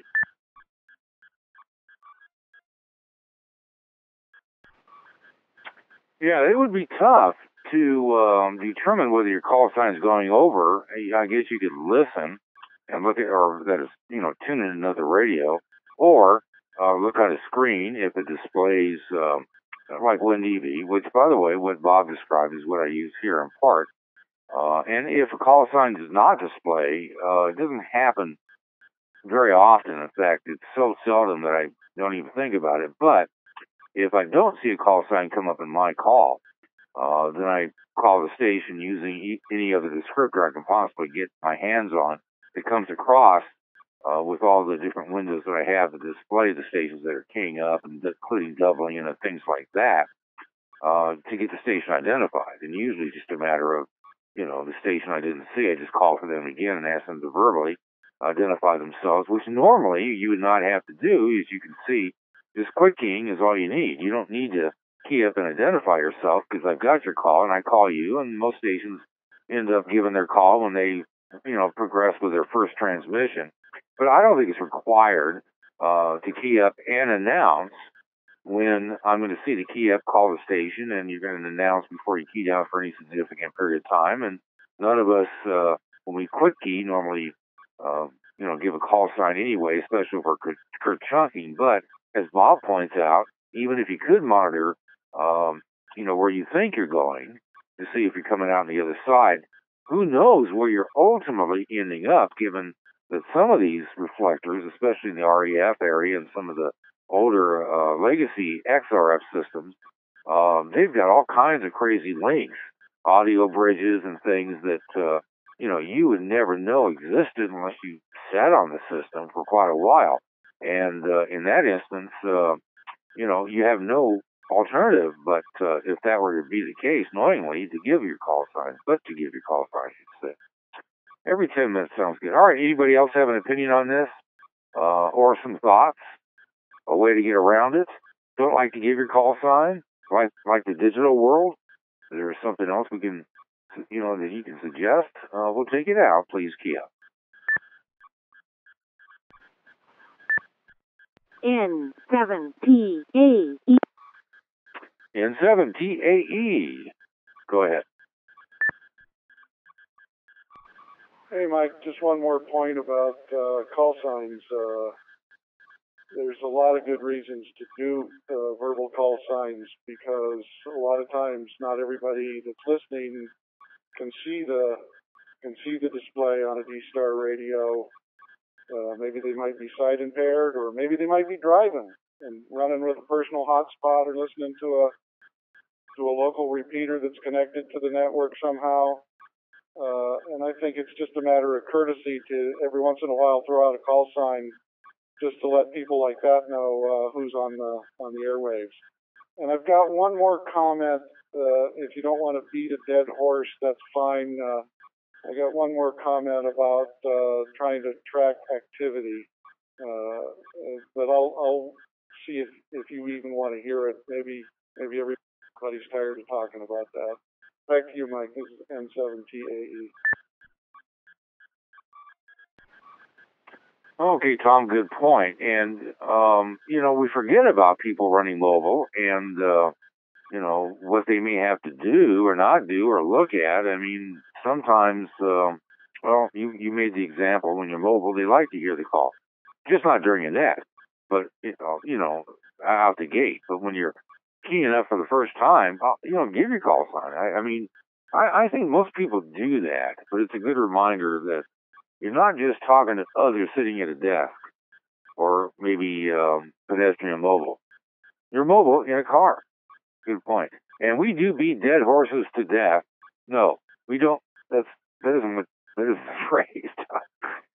We do beat horses to death, figuratively speaking, here from time to time, and you're welcome to do so. N7TAE, go ahead. Just to remind everybody, there is a U.S.-based IRC-DDB network here at openquad.net. We have a last heard page there, and at any particular time, there's about 1,000 D-Star users using that system.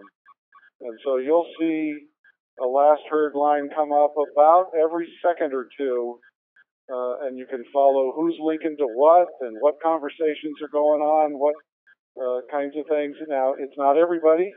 A lot of people don't link to IRC-DDB, but if you're just sitting around and you're wondering, I wonder what kind of conversations are going on, you'll also find out that there's actually quite a few non-U.S. citizens that use IRC-DDB, and you can figure on our network, and you can figure out what reflectors are popular in Great Britain and in Europe and China and other countries.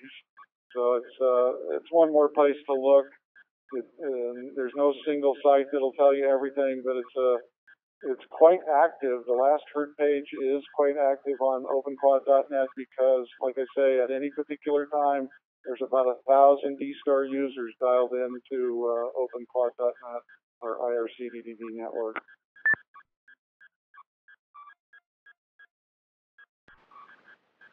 Great suggestion, and thanks for the reminder. We should pay more attention to the openquad.net, and it's a good resource. Thanks for reminding us, Tom. All right, let's see. I don't have any more stations to call on, and that makes me sad. Stations, please key up.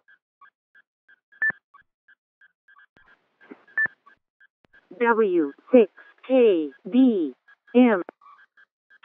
W6KD, go ahead.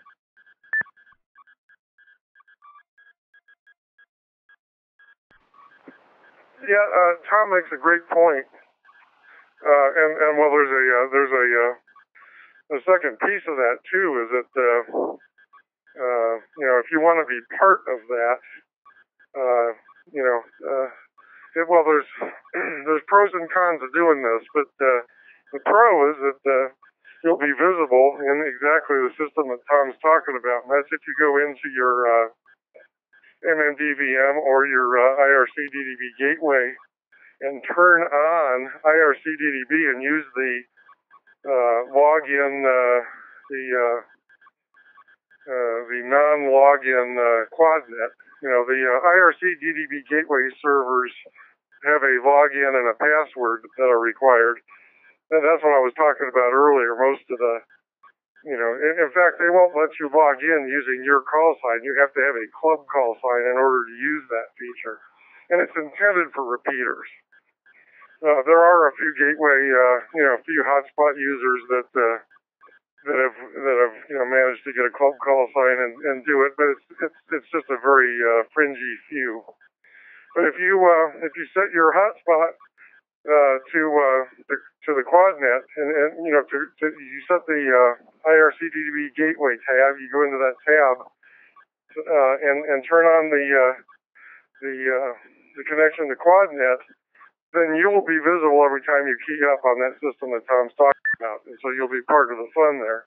Now, the flip side of that is that if you're on a cellular connection, you're running a portable or mobile hotspot, you just fairly significantly increase the amount of bandwidth that you're using, because now that backbone, that back channel is active all the time. So So if you're at home, it's no big deal. If you're mobile or portable, maybe some investigation as to how much bandwidth that's going to use because you're not just sending your stream out. You're also, now you've got a bunch of housekeeping information that's going back and forth on the IRC DDB backbone. So,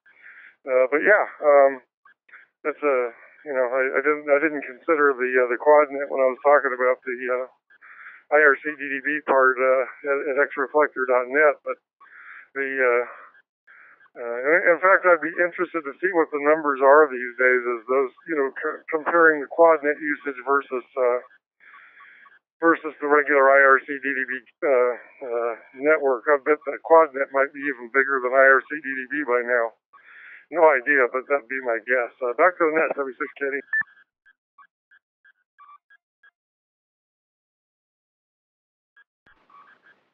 All right, Bob, appreciate it. Well, see, Tom, we weren't just beating a dead horse. We ended up, your question, or that is your information, helped engender some additional discussion. So we appreciate that.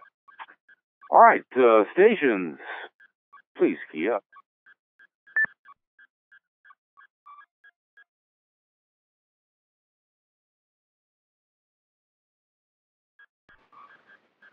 All right, didn't see anybody or hear anything, so we're in an open topic, open question, open area now because we were a little short on topics, but we were able to, with the help of those listening live and a couple that joined in after listening for some time on the podcast or other recorded venues or venues where you can find a recording of the roundtable, and that caused us to chew up about an hour and a half, and I greatly appreciate it. And I don't mean chew up in any derogatory sense. I've certainly enjoyed it, and it's fun to hear from you guys what's interesting to you, what questions you have, what topics should be explored here to the extent that we can. So with that in mind,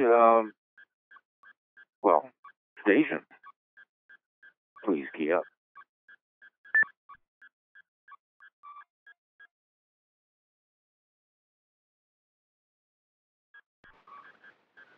Well, we've been running about 2 hours, which is, in the overall history of this net is relatively short, but in its most recent segments that is on Thursdays, we found that there's no need to run a net like this on and on just for the sake of either reaching a new milestone or just the sake of me wanting myself to be heard, which is never the case, although it does seem to be that way at times. I have to catch myself and say stop talking, ask for stations. But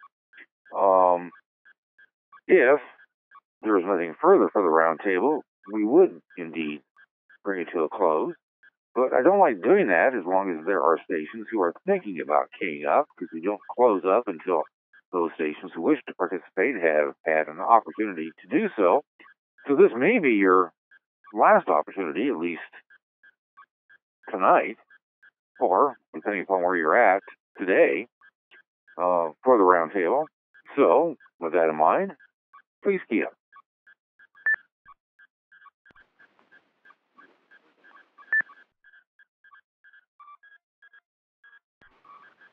VK3TEN, go ahead.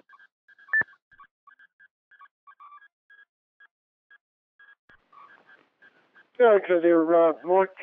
Just a couple of quick things. I wanted to thank you and everybody else on the net for providing a very entertaining podcast, even though I can't get on Melbourne time. So that's great, and thanks for the call sign debate. It always gets people going back at home too. I agree with most of what everybody said too. It's just when it's every over that gets a bit strange sometimes. And also let everybody know I'm, as I say, I'm on vacation touring around the state, so I'll have a listen out and listen after the net. So if there's anybody who likes to rag chew or whatnot, please give me a call. And thanks again, and leave you to close up the net there, Mike. VK3TN. Bye.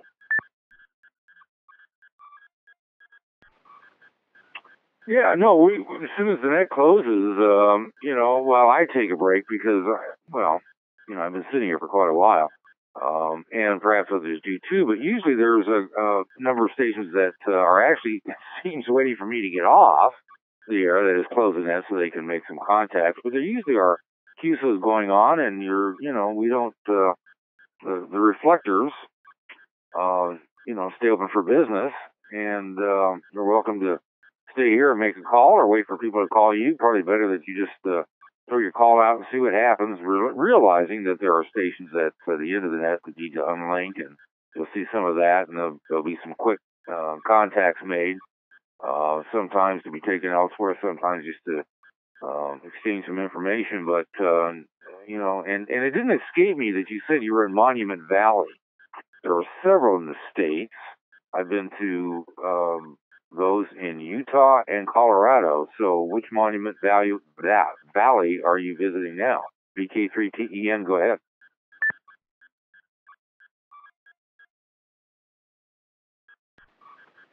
Okay, Mike, just been to the one in Utah today, and we've left there, and I'm staying in Page at the moment, and on the way to Yosemite there. Over.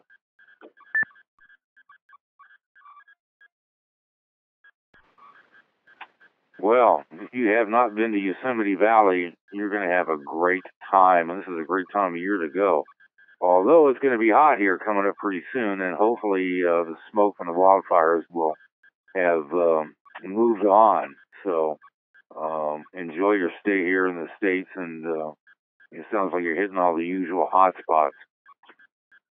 In fact, we actually in Monument Valley, Utah, a long time ago, we did a dinosaur expedition through Dinotopia when my boy was very young and was into dinosaurs, and that was one of the best vacation trips as a family trip that I've taken. We took the Desert Wind Amtrak train through to Colorado and got off there and started our dinosaur trip in I can't remember the name of where it was. That Desert Wind doesn't run anymore, but it was fun. Anyway, I can carry on about vacations, and it would be of interest in that. So, anybody else who's to participate in the roundtable? Do it now, or you may have to, just entertain yourself on the digital constellation of X reflectors by yourself or with other stations. If not, so please, Kia.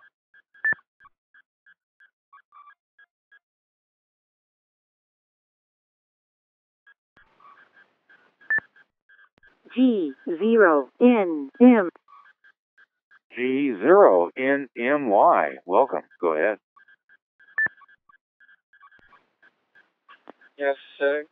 Well, good evening to you, Mike. Thank you for the round table. Very interesting. First time I've come across it, so I stayed awake listening. A few interesting topics there. In the UK, call sign wise, we don't have to give it at the beginning and end of every over. They have slackened off on that now. But we still have to be identifiable, and I think all of it is people, they don't get out of the habit. It's quite a habit to give your call sign when you first transmit, and then when you put it back to the station, you give call signs.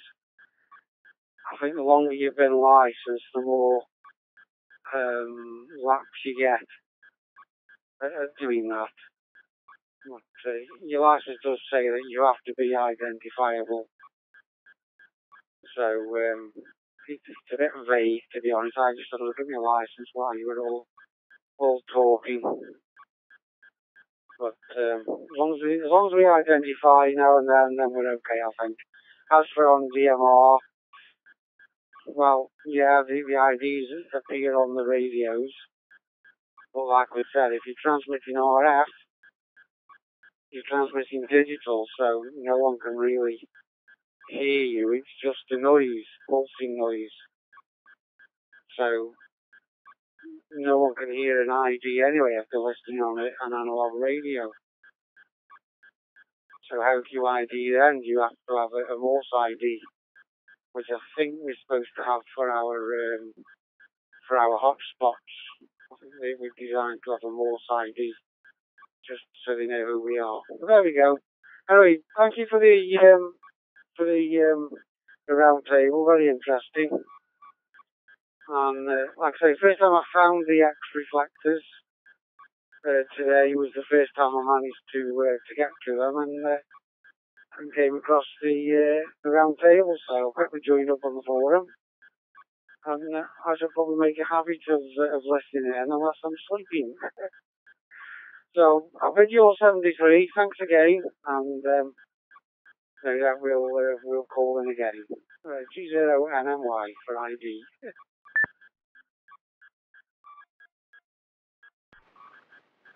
Well, Mark, I'm glad you found us, and I appreciate you joining us, and we've added you to the log. And I appreciate all the other stations who were first-time participants in the sense that they were first to key up on the round table. We put you in the log, and we'll be able to call you by first name after this.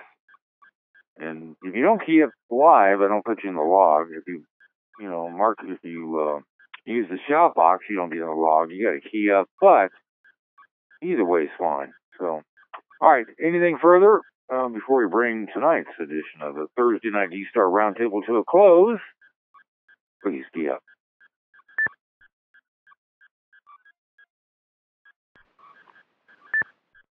KNCHOS.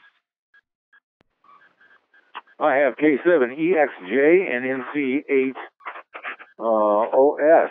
Looks like, yeah. And sorry, just but let me remove this bug off the screen. NC80. No, NC8OS. I'm so sorry. I got to bring the screen a little bit closer to me. Maybe I need better glasses. Anyway, K7EXJ. Welcome. Go ahead. Good evening. This is Craig, K7EXJ.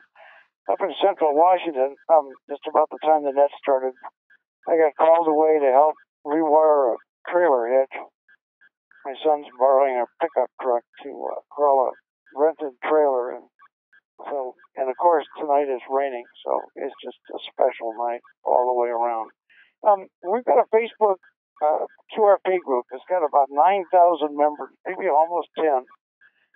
And it's called QRP, Amateur QRP, something I can't remember the name of it. But anyway, it's on Facebook, and somebody mentioned we should have a net with propagation the way it is. I suggested that maybe we should do it, some other way than just on HF.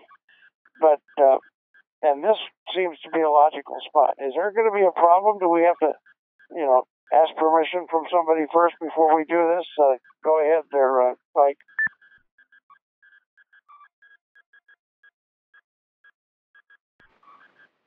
All right, Craig, and thanks for being with us. I saw your Shopbox post, and we discussed it earlier during the net. And what I had to say, in essence, was, of course, you're welcome to run a net, but we need to know about it ahead of time, discuss when you're going to hold it, and on which reflector module, and whether you have any interest in including that in the 4K transcoding. So what that requires is that you send me an email, and it shouldn't take a lot to get you going, but there's a number of guys that are involved in this system, and we have to arrive at a consensus. It wouldn't be so much as the nature of the net as it is the requirements you have and how many people and how often and that sort of thing. But that's all it takes. So just send an email to me. It's n6hkh@me.com. n6hkh@me.com. Everyone's welcome to email me. I may not get back to you immediately, but be sure to put in the header new net or net or interested in net, and give us a little bit of information, and we'll get you set up. That's simple. K7EXJ, go ahead.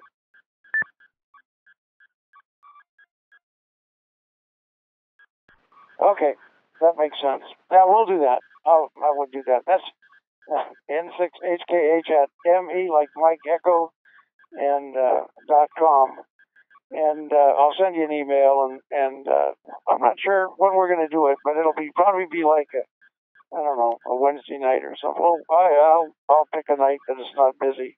And yeah, we would like to do it on a 4K transmode because a lot of the guys have got DMR and they got kind of pissy about thinking that we would do it on D-Star and they wouldn't be able to contribute. So I mentioned that, over the past 3 weeks, times has changed, and we can accommodate both sides if we do it right. Okay, that's it. I got to go back out and lay in the rain. I just can't hardly stand it waiting to do that. K7EXJ, back to you, Mike. Okay, well, look forward to getting your email. Just stay a little open on when you'd like to have it heard, because Wednesdays, for some reason, are popular nights. But just, if we can get you in and get you going on when you want to run it, that's our first choice. But given that it's a net that doesn't presently exist, you're going to have to do a little work to promote it. We will help you promote it.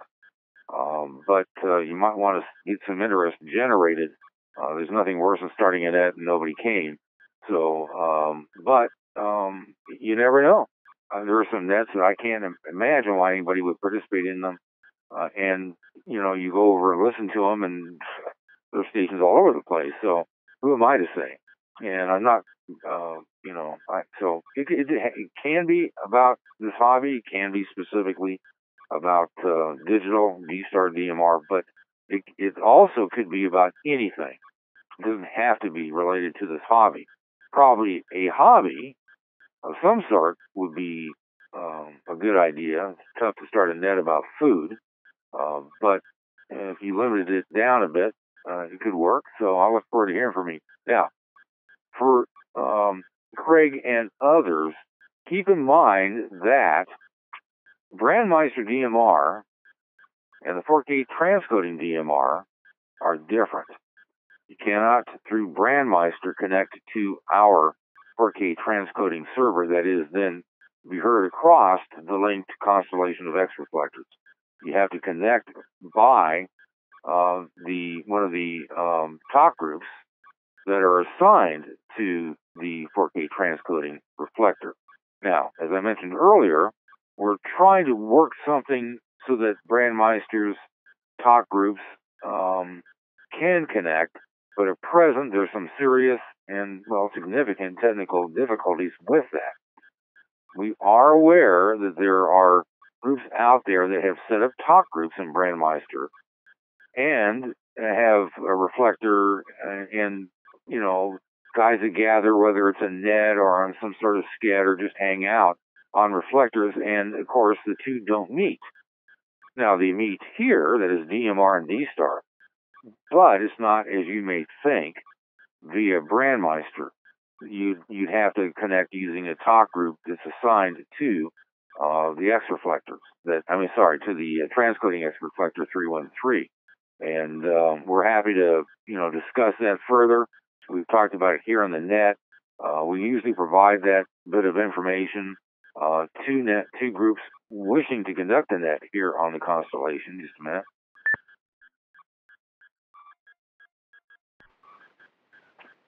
But it's not that big of a deal to program your radio to connect to our talk groups. But it isn't just the same as connecting to Brandmeister. So just keep that in mind. Let me see if, let me get through the stations that have keyed up. So K7EXG, look forward to seeing your email. NC8OS, welcome as well. Go ahead.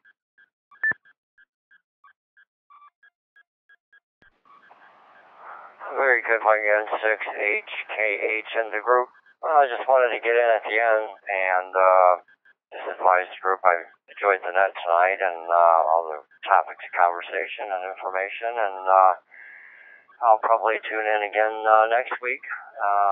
Didn't have nothing to add, was working some HFALE over here, and conditions aren't that good today whatsoever, but among other things in the shack, monitoring the net this evening. Fine business, Ned, and we'll tune in next week. Just wanted to let you know I was here. You can get me in the log. 7-3 from NC8OS.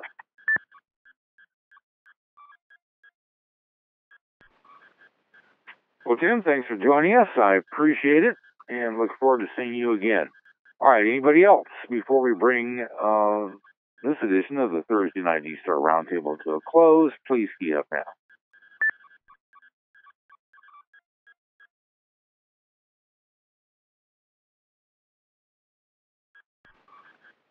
All right, not seeing or hearing anything. I think this is as good a time as any to bring this net to a close.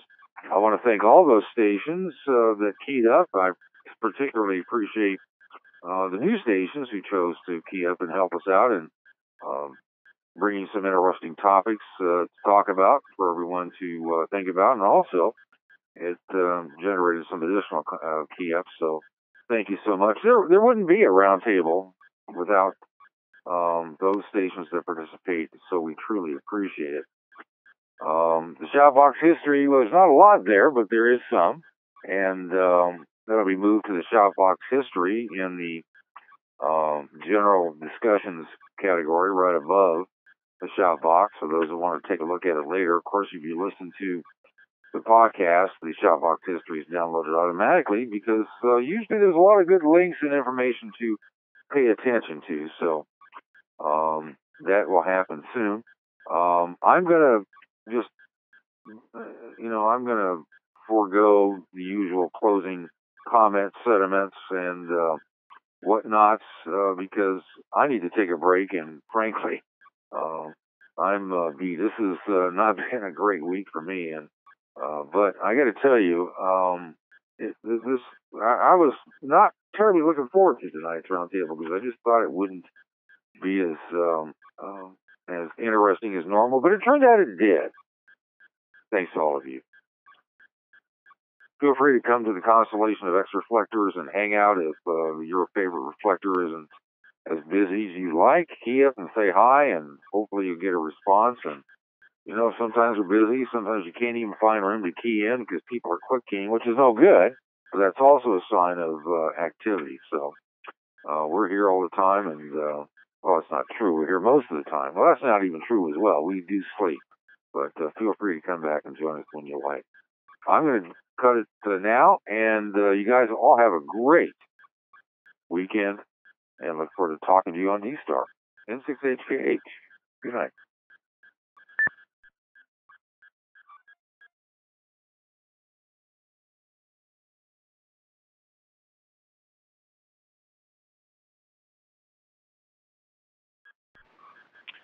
N8GU, Minneapolis, Minnesota monitoring.